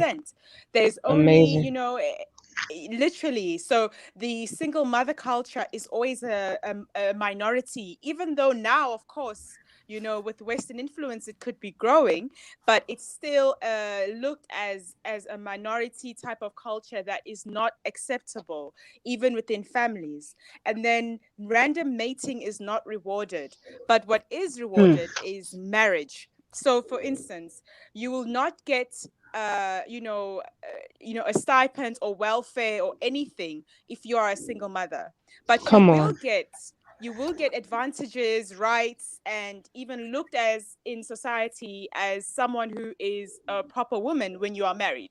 So everybody looks to that and wants to be that woman, not just for the society, but for yourself and your femininity and your sanity and your security. Because That's for right. us, we are protected in the home. We're not That's kicked out right. at 18. We're Hmm. protected in the home, and then from home we move under our husband's authority, That's because the right. woman, she's seen as a diamond who must be protected. And so that's why random mating is not rewarded. And you'll see that even in the Middle East, they still have Hmm. raids in the home for cohabitation. That's not allowed. It's illegal to Hmm. cohabitate. So you are actually arrested if you don't have a marriage certificate, I need to move and there. then and yes, and in Tanzania, basically as well, women dress very modestly. They are allowed freedom in the evening when they go out to the clubs or whatnot. But even then, they dress very elegantly. No one is half naked. No one's wearing Mm. booty shorts or leggings on their own. So it's a Mm. very, and this is just done to protect the woman, and for the men to see the woman as someone to marry, someone to protect, someone to value, Hmm. someone to love, as opposed to seeing her as someone just to discard and to Hmm. use and mistreat and abuse, because it creates this in the man's mind. It's like when you see food that is out in the open and all the flies are around, you won't want the food anymore. But if you see it covered, it looks good. You want to more of the food, you want to taste the food, you'll respect the food, you'll cherish the food. So it's the That's right. same type of concept, but obviously in a more deeper um you know uh type of element. And it's also been proven, of course, that virgin marriages last longer, and two-parent households produce very healthy children of sound mind. And so that's all I had to add. I do have to go now. So I just do want to thank you, Sultan Allah, for having me on your show. And I want to thank you all for, listening and hearing me out as well. But I'll definitely be listening in further as well. I Indeed. love Yes. everything you said. Yes, we Thank appreciate you. your contribution towards the to the broadcast. It was very valued and very much appreciated. Thank you so much. Thank Seriously. you for having me on your show. You are welcome. Indeed. You are Thank you welcome. for being on the show too. Thank you, Brother Waldorf. Thank you so much Thank for you. your contribution. It's Thank very, you. very profound. Love everything you said. Thank you, Sister Basira, and you as well. I enjoyed everything you said. Very profound as well. Yes. Yes. Yes. Okay. I want to just state I want to, which is inside the comment, not the comment section, the description, right? Because there were questions Yes. that were pertained to, asked of me after the last podcast, and I'm just going to read it from the top to bottom. In response to recent requests for information about one, how to determine if women are virgins; two, how to locate virgins; three, how to marry a virgin; four, virgin marriage, arranged marriage, and traditional marriage courses, services, and initiatives. Five, counseling and support services for virgins, abstinents, and celibates until marriage. Please review the following links. Educational courses that support virgin marriage, arranged marriage, and traditional marriage. We have a course for vacuum, VACUM, which is virginity, abstinence, and celibacy until marriage. Then there's the SMV, strategies to marry a virgin. And then there's the marriage sex education program. And then there's the premarital background investigation. Initiatives that support virgin marriage, arranged marriage, and traditional marriage. So you have the vacuum again, virginity, abstinence, and celibacy until marriage support group. The link to that is also included inside the description. And in general, we have, let's see, the Society of Marriage and Family Services. We have the link to that inside the description. Questions and answers. If you are seeking educational courses, please use the MAFA Academy link to review and register in the classes which meet your interests. The MAFA Academy courses and programs, the link to that is included inside the description. If you are seeking consultation services, please use the consultation services link to review consultation days and times and schedule a consultation. The link to that is included inside the description. And last but not least, if you are seeking educational development services, please use the educational content link to review and acquire services. Educational content development services, the link to that is inside the description. We also ask for those that seek to assist us in continuing to contribute or deliver more high-powered, superior content and information with your contributions. You can Cash App SupremeHerbalHealing, LLC, which is the cash symbol, Supreme Herbal Healing, one word. And you can also Cash App the Society of Family and Marriage, which is SOMAF, with the cash symbol, TinetCulture. All of this is included inside the description. You can also see that last part in the ticker that's screening across, going across the screen in the bottom. So if anyone, sounds like somebody wanted to say something. Yeah, I would like to just say something in regards to what Brother Director Z said. Yeah. When he mentioned about the toothbrush and the underwear and how many people would, say, I want to wear that underwear regardless to how, how much time has passed or whatever. I think, of course, I would never, but I think about how people, like when I was younger and was in a poor situation growing up, and I had to buy clothes from Goodwill. I didn't buy them; my caretakers bought clothes from Goodwill. God willing, it wasn't underwear or anything like that. But I'd say, how many of those people, and hopefully, and I know at Goodwill they have a procedure where they wash and clean the clothes. Women, as women or who are receivers, how many women before they move on to their next relationship, whether it be physical, obviously it's physical in this society, have, fasted, prayed, change their diet, say, okay, I'm going to go on like a lot of Christians do, a Daniel fast where they don't eat meat, say, I'm going to go on a Daniel fast until I meet my next boyfriend. You know what I'm saying? None of them. It's just, I like this guy. I'm done with Johnny. Now I'm with Mike. And, of course, now that I'm with Mike, I'm having sex with Mike. There's no purification process between Johnny and Mike. So just like the whole underwear situation, hopefully, if you're that nasty to wear some underwear that somebody else used, you put a ton of bleach on it or something. But most people, in a relationship, they don't say, okay, I know you've had multiple sex partners. Have you been fasting? Have you been, what kind of purification process have you been going through before I showed up? It's just like, oh no, I'm not talking to him. Now let's get it on, So I just wanted to add that too. At least, hopefully people wash the clothes. If they're going to have hand-me-down clothes, they don't wash them, Indeed. And if I may say something, because of course, as you have mentioned, I've heard some people present this idea that they can purify. Some people live a life of debauchery for years, and then lo and behold, when the biological clock starts ticking, they now come to this what we would call this revelation, this an epiphany that somehow they are now ready, and now they're going to put on a front and present themselves as prime mating material. Well, I think we have to question that. I know we have to question that, because let's ask the question: how can you purify the mental trauma? Listen.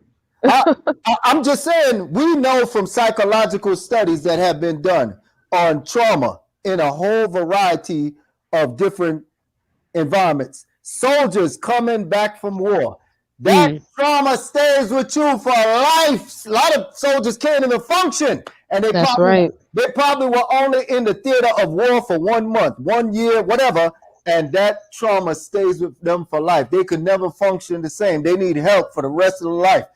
I'm giving examples. Children that are abused, that trauma stays with them for life. These are studies after studies after studies have been done on trauma in a whole bunch of different environments. Different types of trauma shows that certain type of trauma, that's like a lifelong thing. You just gonna manage. You got to manage it. You're never going to get rid of it, because it's certain type of trauma that's so deep and ingrained You know, you can become functional, but you'll never be able to completely eradicate it. So I'm using that as an example. The idea that I've heard some people actually present, that they can go and do some sort of, I don't know, culture, mojo or whatever. Some people even have the insanity to say they can convert to a religion, and the religious conversion heals them and cleanses them. It's preposterous. Can you, I'm going to give an example now. People that sleep around, have sex, promiscuity, they're unmarried, random mating, sex recreationalism, prostitution, whoredom, whatever. Can you cleanse out the HIV virus out of yourself? That's genetic. No. That's genetic. No. That's genetic. There's no such absolutely, thing and as... what I was saying, I think it's all wrong. Absolutely. No, I agree. Can you cleanse out? Can you cleanse out that illegitimate child? That's genetic trauma. No, there's no such thing as somebody taking shahada or bearing witness to Christ or whoever, and then all of a sudden, prior to that, you might have had herpes, tested positive. Now all of a sudden, you bore witness to that secondary information, and it's gone. And I'm not saying this to belittle anyone's faith. What we're saying is we're dealing with primary information, which is science, mathematics, actual fact. There is no such thing as a reformed whore. Yes, we do encourage everyone to clean up their lives and live the best life that they can, but there is no such thing as a reformed whore. If we truly understand, yes, you can clean yourself up and, you know, do what you can, but she's not to be mated with, added to the gene pool. You do not mix her with the virgins. In other words, let me ask a question. This is something, an example Wild Wolf would probably pull forth. But if you had a bunch of a whole farm of organic apples, producing organic apple seed in organic soil, right? And then you found an apple on the street somewhere, all genetically modified, chemically modified, just a totally grafted apple. Would you take the seeds from that apple and then plant it in that soil with the pure apple tree and the pure soil and the pure apple seeds? Would you do that? Would you take that apple? It's just a question. And would you put it in that? Would you put it in the soil where the organic soil where the organic apple trees are growing? Would you take the seeds or the seeds of those apples and mix it? No, you wouldn't. You might clean it up if you call yourself want to do that, but you're going to plant it somewhere else. So again, we have to understand that mate selection in farming is pretty much the same thing. A wise farmer is not going to take corrupted seed, even if it's been washed off. You know, you're not going to correct the genetic modification and the chemical modification of a seed just by washing it off, you know. So he's not going to take a chemically or GMO seed that's been washed off and then plant it in organic soil with other organic seed. It doesn't work that way. And the same applies to mating. No, you're going to contaminate the pure, you know, the pure soil. So if I may, I agree. If I may say this, we also have to make sure we include that not only do you have to separate and quarantine the degenerate promiscuous females, you got to do the same thing with the degenerate males. And we could see this for a fact, because when we look at a lot of the degenerate males, we will call them savages, the dogs. When we look at a lot of degenerate males that have no problem all circulating and sleeping with the same females, how do we know this is an absolute fact that brings nothing but chaos? In many modern communities, I'm not going to get specific, I'm just going to stay general. In many modern communities that practice unnatural mating habits, is it not a fact that many females in those environments have children by multiple males? Yeah, that's absolutely. I'm giving an example. And even though they have children by those multiple males, in most cases they're never married, so they never formed a family to begin with. And a lot of those situations, there's no support for the children, or it's very little, it's lacking, it's nothing but a whole unstable mess. So I'm using an example of we need to make sure we emphasize that not only when we're talking about people that practice natural, healthy, selective mating, virgin marriage, virginity, celibacy, and abstinency until marriage, virginity. Not only does that group have to be careful about who they mate with, that group has to quarantine themselves from mating with the random mating people. Because if you allow the random mating people that practice promiscuity, sex recreationalism, premarital sex, prostitution, if you allow one of those people from that group into your group, they're going to bring the trauma with them. All they know is trauma. So they're going to bring all that trauma. And I'm saying it to say there's this idea that people have. I gave the example with the one, mentioned with the one person, but we gotta make it universal. You have some people, some men and some women that believe they could run rampant, waste their youth, destroy their prime fertile mating years, not get married, but sleep around. And then they have the insane idea, which is totally against nature, that on a magical number, a magical day, 30 years old, 40 years old, they're going to settle down and then be able to form a healthy family with somebody from the selective mating group. No, you've already programmed yourself. Right. You dear random mater, you've already programmed yourself with sex recreationism, premarital sex, prostitution. You've already programmed yourself to be a degenerate. How in the world are you going to snap your fingers and just magically now, because some people think they're going to do it through culture. Some people think they're going to do it through some religious conversion, cultural, spiritual, whatever. How in the world do you think you're going to just snap your fingers and now practice the selective mating discipline that takes a lifetime to build up? How do you think you're going to now practice that successfully? No. We know that's not the case. Right. So I want to emphasize that we need to make sure we emphasize those that practice selective mating, high quality mating. You need to completely segregate yourself, your household, and your family, everything around you from anybody dealing with random mating. Random maters are a hybrid degenerate species. We're not concerned about them. They can random mate themselves into genetic oblivion and extinction if they desire. But the minute those people try to come over to quote unquote your side, what they're doing is basically coming to destroy your species. They're not coming over to say, oh, I want to be like you. No, they're going to come and try to replicate their dysfunctional and degenerate behavior if they try to marry somebody from your group. Right. Okay. Yes. Thank you for that. Add-on, Director Z. I'm going to address one of the comments here. This is from You Supreme, brother out in Philly. He says, or you can say, which soil would be best to plant your seed in, the best soil or one that has been corrupted? The best soil, obviously, end quote. Well, to that, I would say, yeah, but the best soil and also the best seed. You don't want to put contaminated seed, because the messenger said that the male carries a seed. And this is what Brother Wawo said earlier, Director Z, about even quarantining from the defective or degenerate men. You don't want to put the corrupt or contaminated seed inside of pure soil, nor do you want to put a pure organic seed inside of contaminated soil. Either which way, you mess up the process. So yeah, you will want to put a clean, healthy seed inside of clean, healthy soil. That's the way that we get, clean, healthy product, clean, healthy, whole, high-grade human beings, which leads to a clean, healthy, whole, high-grade society.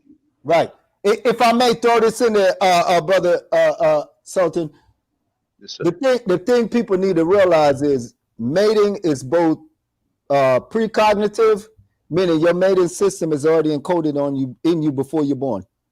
Right. Yes. Animals already know how they're going to mate. It's already in their DNA. And of course, there's some fostering and environmental development, but for the most part, we can look at animals and see, okay, well, they understand how to mate. It's already encoded in them before they're even born. I'm using that as an example to stretch this conversation to be where it really needs to go. Right. When we're talking about random mating and degenerate mating, those that want to be promiscuous, they don't want to support or practice virgin marriage, virginity, celibacy, and abstinence until marriage. Random mating produces degenerate males that don't want to take care of families. Random mating cannot produce a responsible male family leader. It cannot. The only thing random mating produces, if you look at it on a sociological level, random mating produces pimps, drug Poverty, dealers, criminals, just lowdown of the lowdown. That's all random mating has ever been shown to produce. It's never been shown to produce people with a high intelligence, people that are law-abiding, people that are productive, people that are responsible, people that have an active drive to be self-sufficient, business owners. Random mating doesn't produce that. And people may hear and think, oh, he's just saying that. No, I'm talking about scientific studies. And I'll just quote it. I don't need to go to it because it'd be too much. But I'll just quote the scientific study.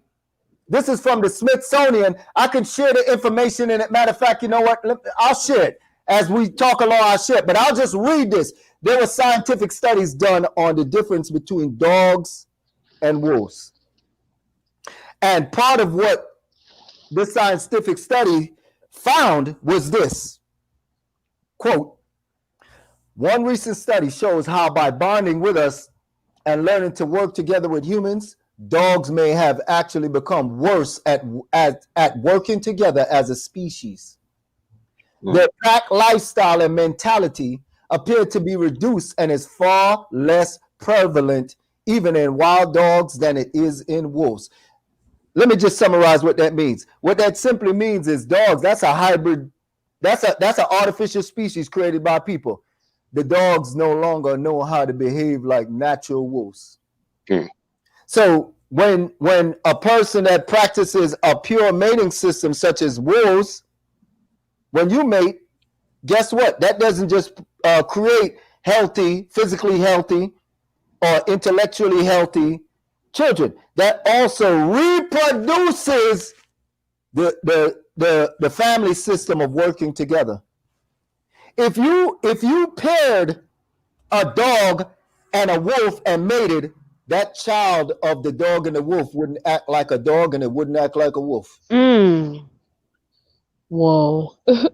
So the idea of people that practice a selective mating system, virginity, virgin marriage, mated with people that practice random mating, promiscuity, sex recreationalism, recreational sex, is insanity, because you're not going to produce what you are if you are a person that practice selective mating. The child is going, what type of cognitive framework do you think that's going to go into that child?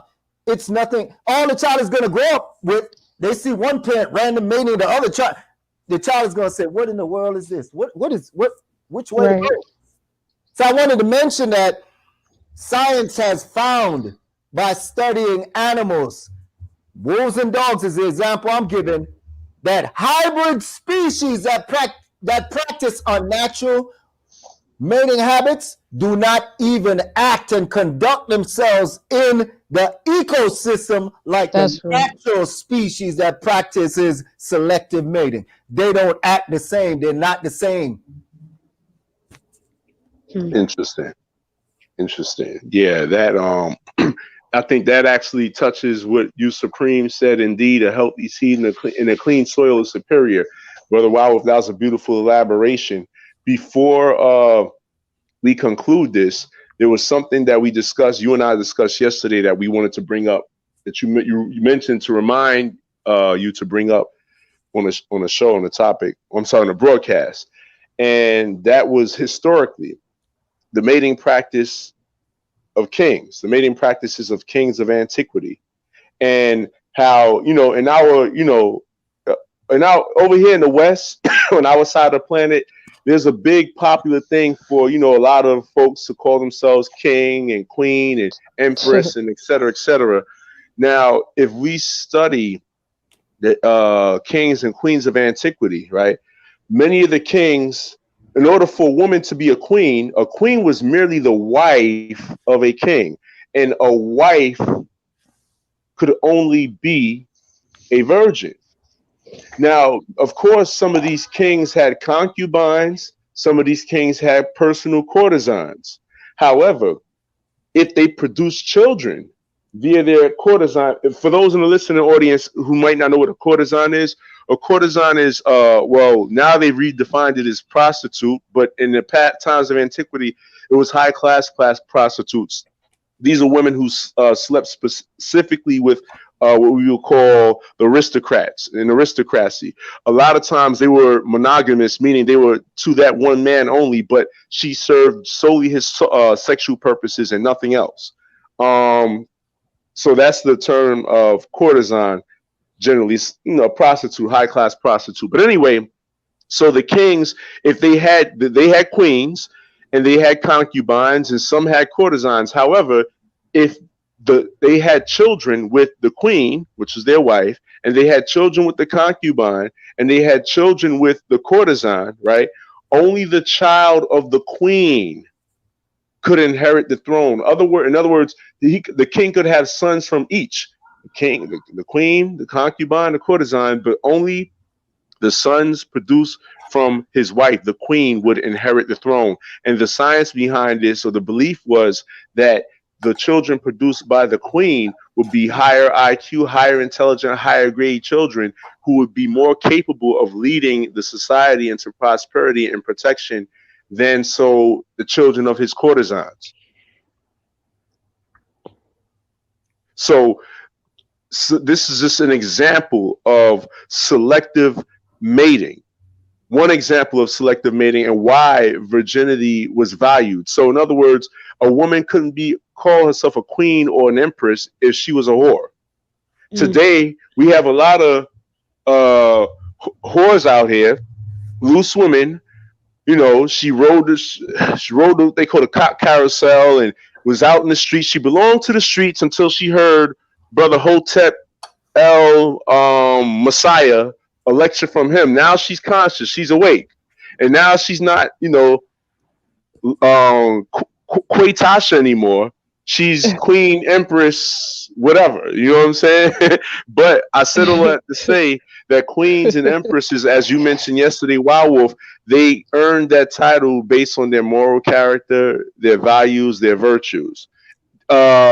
Is there anything that you wanted to add on top of that, Brother Wild Wolf? Because I remember yesterday you asked me to bring that forward and to mention that on the podcast. Yes, well, thank you for that. Well, absolutely, as you stated, royalty and aristocracy and the rules that surrounded who those classes married, they were absolutely founded on the idea or the practice of selective mating. You could not marry who you wanted as a king. You couldn't marry who you wanted in a royal or noble family. They were literally 100%, even though it may not have been expressed as we're using scientific language. But still, you will see the foundation of that when you look at those things in those texts. They wanted to make sure their gene pool continued and got better. That's why they look for people that were in a similar class. And when we say class can be stretched to include a lot of things, but they wanted to make sure those people, that there's children married among that family, was of a high caliber, however you want to describe caliber. So as far as the term, those titles, queen, king, empress, prince, I mean, the way many people are using it today, it just makes no sense. It's just ridiculous. And I'm not just talking about just descent, just hereditary descent. Where, as I think you're indicating, we're talking about it more on even the moral level and lifestyle level. I mean, come on, virginity was just a standard just across the board in most societies, a prevalence of societies in the past. So that would have been something that you needed to have to be a queen. Right. You had to have that. There's just no way around it. Even talking about it is like, it's like, okay, the sky rises. Okay, that's how germane that sort of expectation would have been. Right. And as opposed to, it just goes to show us another example of how low the random mating standards are, where anybody could just attach themselves to any title and don't have to have the background, the foundation of morality in it. Anybody could claim to be this, whatever it is, male or female, and they're the biggest whore and the biggest pimp or biggest degenerate running around, and now they can claim, no, there's qualifications, genetic qualifications. There's no way around it. This whole idea of just going to read some information and the information just snaps you back to reality, that's insanity. That's that's fantasy. So no, to your point, to be a queen, part of the qualifications, not just of a queen, but just of royalty and aristocracy, it required you to practice the highest level mating system. Right.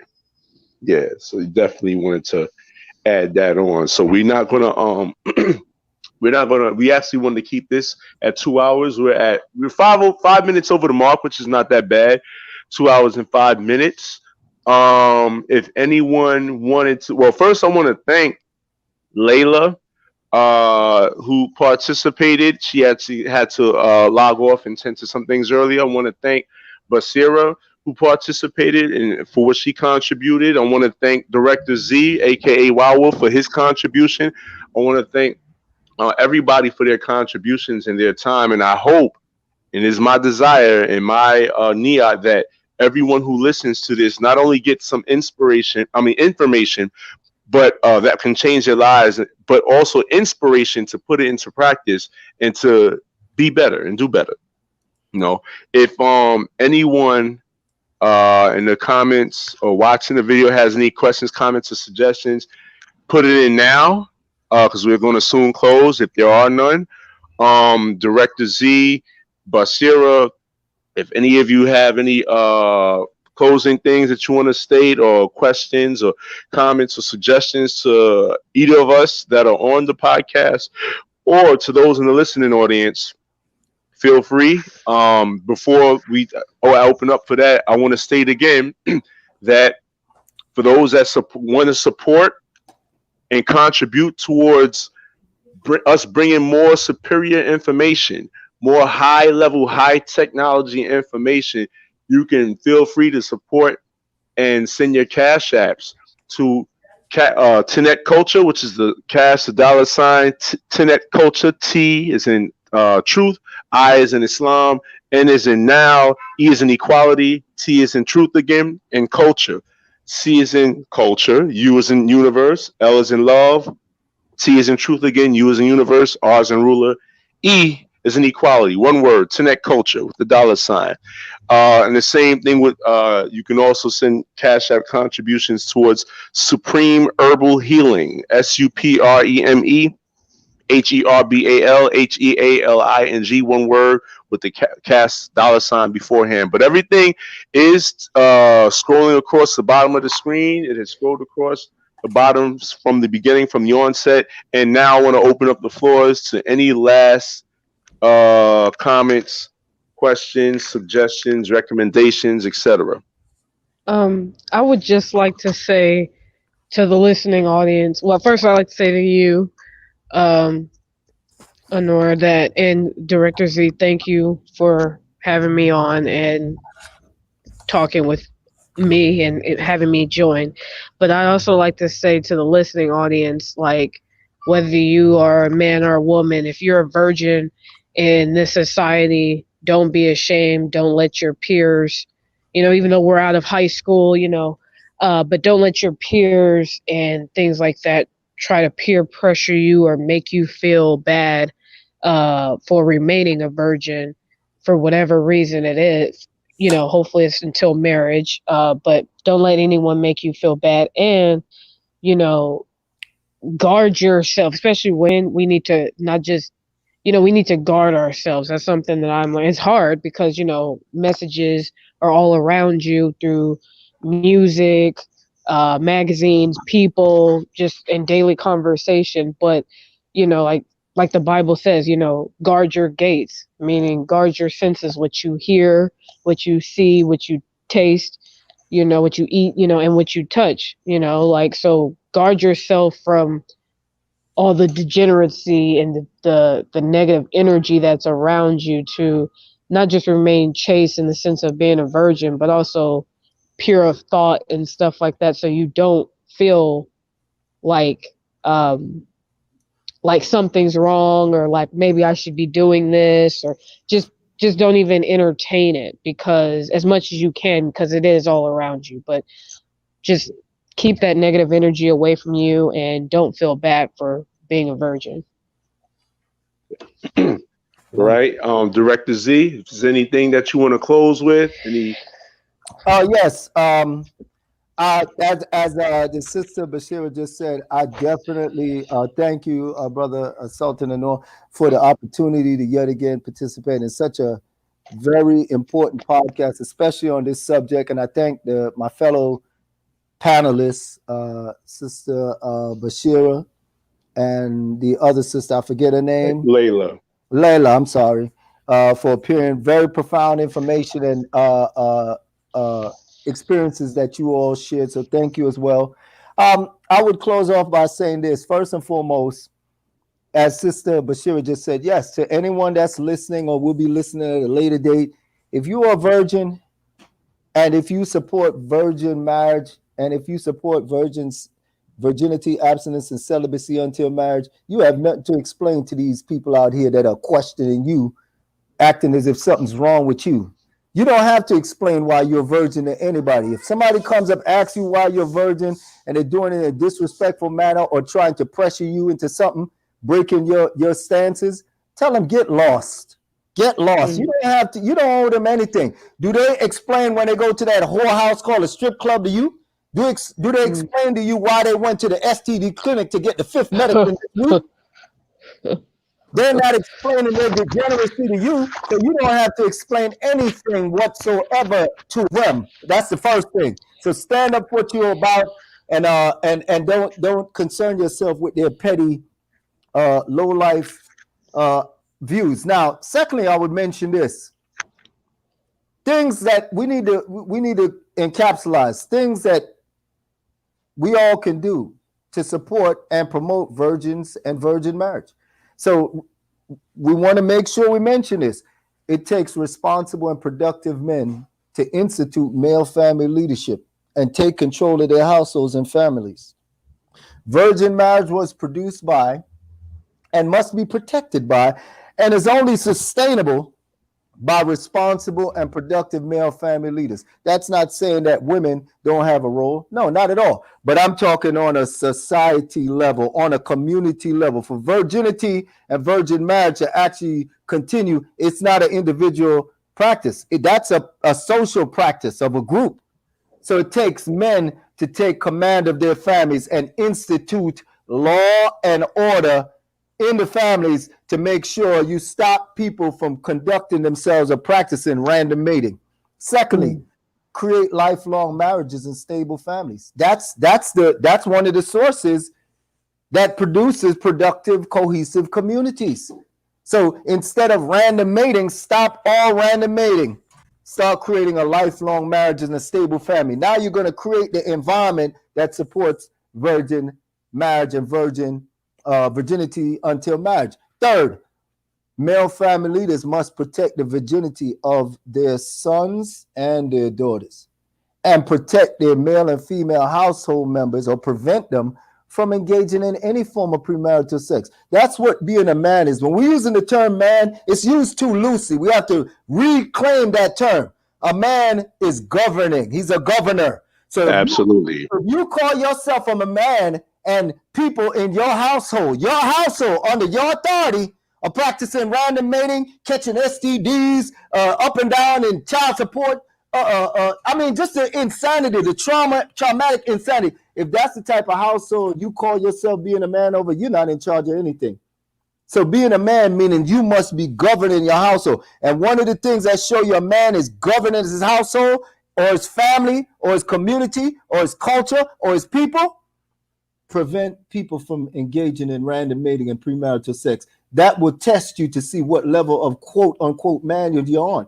Now, third, financially donate in order to support virginity and virgin marriage and virginity and celibacy until marriage. Look, everything has economic component to it. So if you're serious about that, and we urge you to be serious because this is how you protect your gene pool, financially donate to and regularly patronize programs, projects, organizations, and institutions that teach, that support, and that promote virginity, virgin marriage, and virginity, celibacy, and abstinence until marriage, and also lifelong marriage and stable family.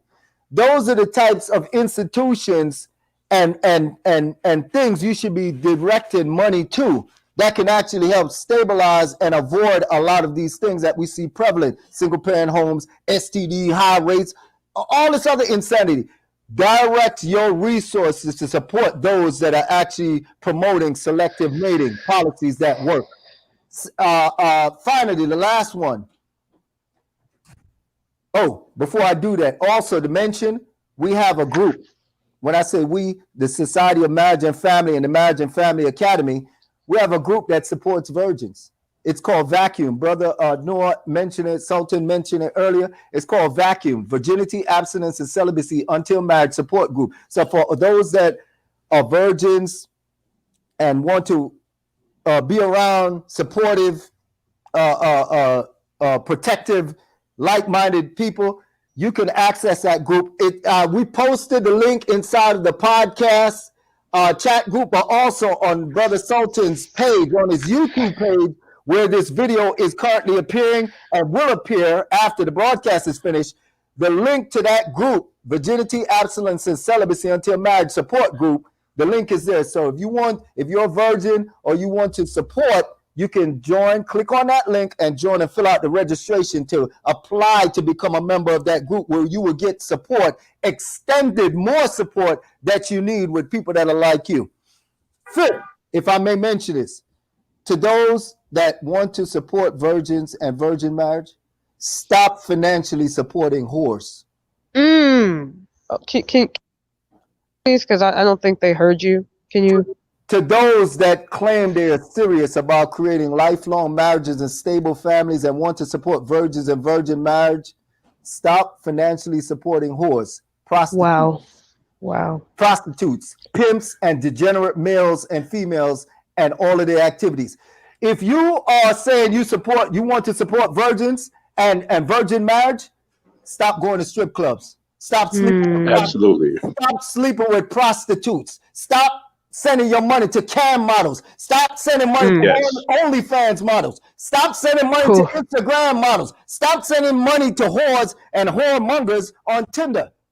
So you're doing the opposite. It's no way you could claim you support something positive and then you putting your resources into what is the absolute opposite. That's negative. So whores, prostitutes, pimps, and degenerate males, they are directly responsible for facilitating and continuing the dysfunctional, random mating practices that have produced several generations of immoral males, females, and children, and the destruction of gene pools. So if you're serious about supporting virgin marriage, virginity until marriage, stop financially supporting all of those whores, prostitutes, pimps, and degenerate males and females. And that same money that you were wasting, you were wasting it and using it as a weapon of mass destruction against your gene pool. Take that same money and use it as a healing of mass healing, a strategy of mass healing, and support those organizations and initiatives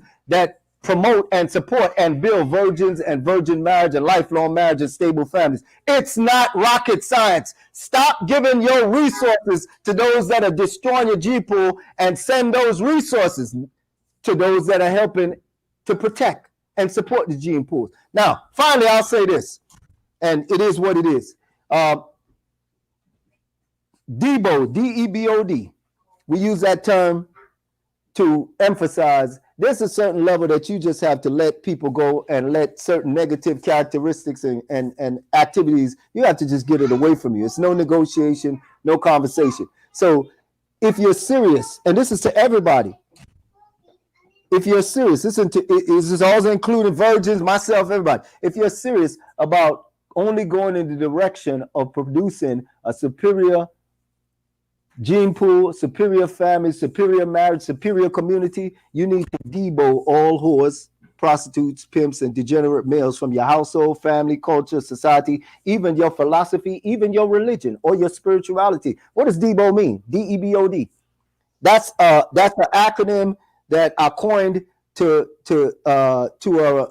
reflect what traditional technology or culture, the approach that they would do with people that's destroying the gene pool. Debo simply means disown, exile, banish, outcasting, or death. So we're not advocating for death, but we sure enough advocating for all of the others. Disown, exile, banish, and outcast.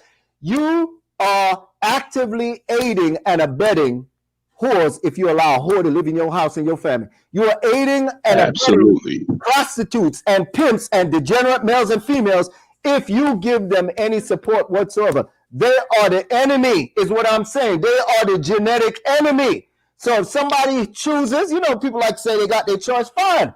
If they choose to engage in activities that are destructive to the gene pool, why are you giving them any aid and support? Don't do that. This time you got to do that on your own. You got to leave. You want to get pregnant outside of marriage, you got to leave. You want to catch 8 STDs a week, you got to go. You want to prostitute, you want to be on cam models, y'all get the point. We need to realize that you need to take a stance. It's not simply enough to just say, you know what, I won't do it. No, I'm not associating with drug dealers. Why would I help them? Why? For what? I'm not associating with murderers and whatever else. Why would I help them? So we need to also look at this conversation in the same regard concerning how to support virginity. One of the ways is not supporting things that's against virginity and virgin marriage at all. So finally, I'd say this, brother. No, we have a organization, several organizations, a society, a marriage society, Society of Marriage and Family, and Marriage and Family Academy that has a range of programs, educational courses, and just a supportive environment that builds and promotes what we're talking about. So anyone that's interested, as Brother Noah mentioned a while back, on the podcast YouTube page where this podcast appears, and also in the chat box, we posted those links. We have a whole bunch of courses that teach people about what virginity is, teach people about how to find a virgin. If you want to marry a virgin, that should be your goal. Stop going after a used toothbrush. Stop it. So we have courses that teach people, if you want the purest, go for shoot high. We have courses that give people practical strategies, and these courses are taught by people that are practicing this. Okay, we have a course that teaches about virginity, how to establish that in your household, in your life, how to go about seeking a virgin spouse. Where do you go? What kind of environments do virgins? What kind of organization? That course is all on that. And look, I got to say this because I'm sorry for going on, but I must mention this. One of the most insane things that the random maters like to say to people that intend to wait until marriage is, oh, you're not going to know how to please your spouse. Oh my God. As if to say, you need to go, you get yourself used up first before you get married to learn. Yeah. Well, yep. That's what they say. We know that's a fallacy, but I say that to bring this up. In the marriage academy that we have a course that teaches virgins and anyone in general. The course is called Marriage Sex Education Program. Teaches all of as much as possible, obviously, of how to have sex with your spouse. Because it's no different. We look at sex, we talk about what sex actually is, not what people think it is. We look at sex as an educational and a technological and any other high-level activity. It's not a recreational activity. So people have to be taught about that. That's one of the reasons why people engage in random mating. They never got any quality sex education from their family to begin with. So that course is available for anybody that is a virgin or anybody that is waiting until marriage. And that way, oftentimes you will hear sometimes virgin, they don't get proper education about marital sex, and when they get married, they're stuck. So that course helps to bridge that gap.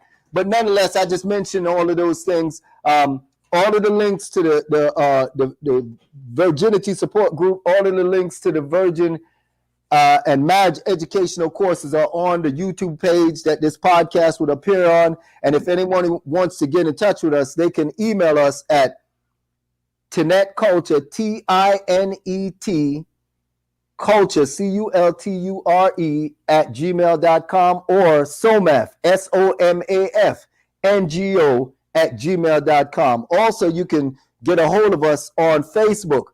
Our Facebook page is SOMAF, SOMAF, space SOMAF. That's our Facebook page. And also we have a YouTube channel, SOMAF. We have an actual YouTube channel, which is SOMAF. You can get a hold of us on our YouTube channel, SOMAF. Search that and you will find us on YouTube.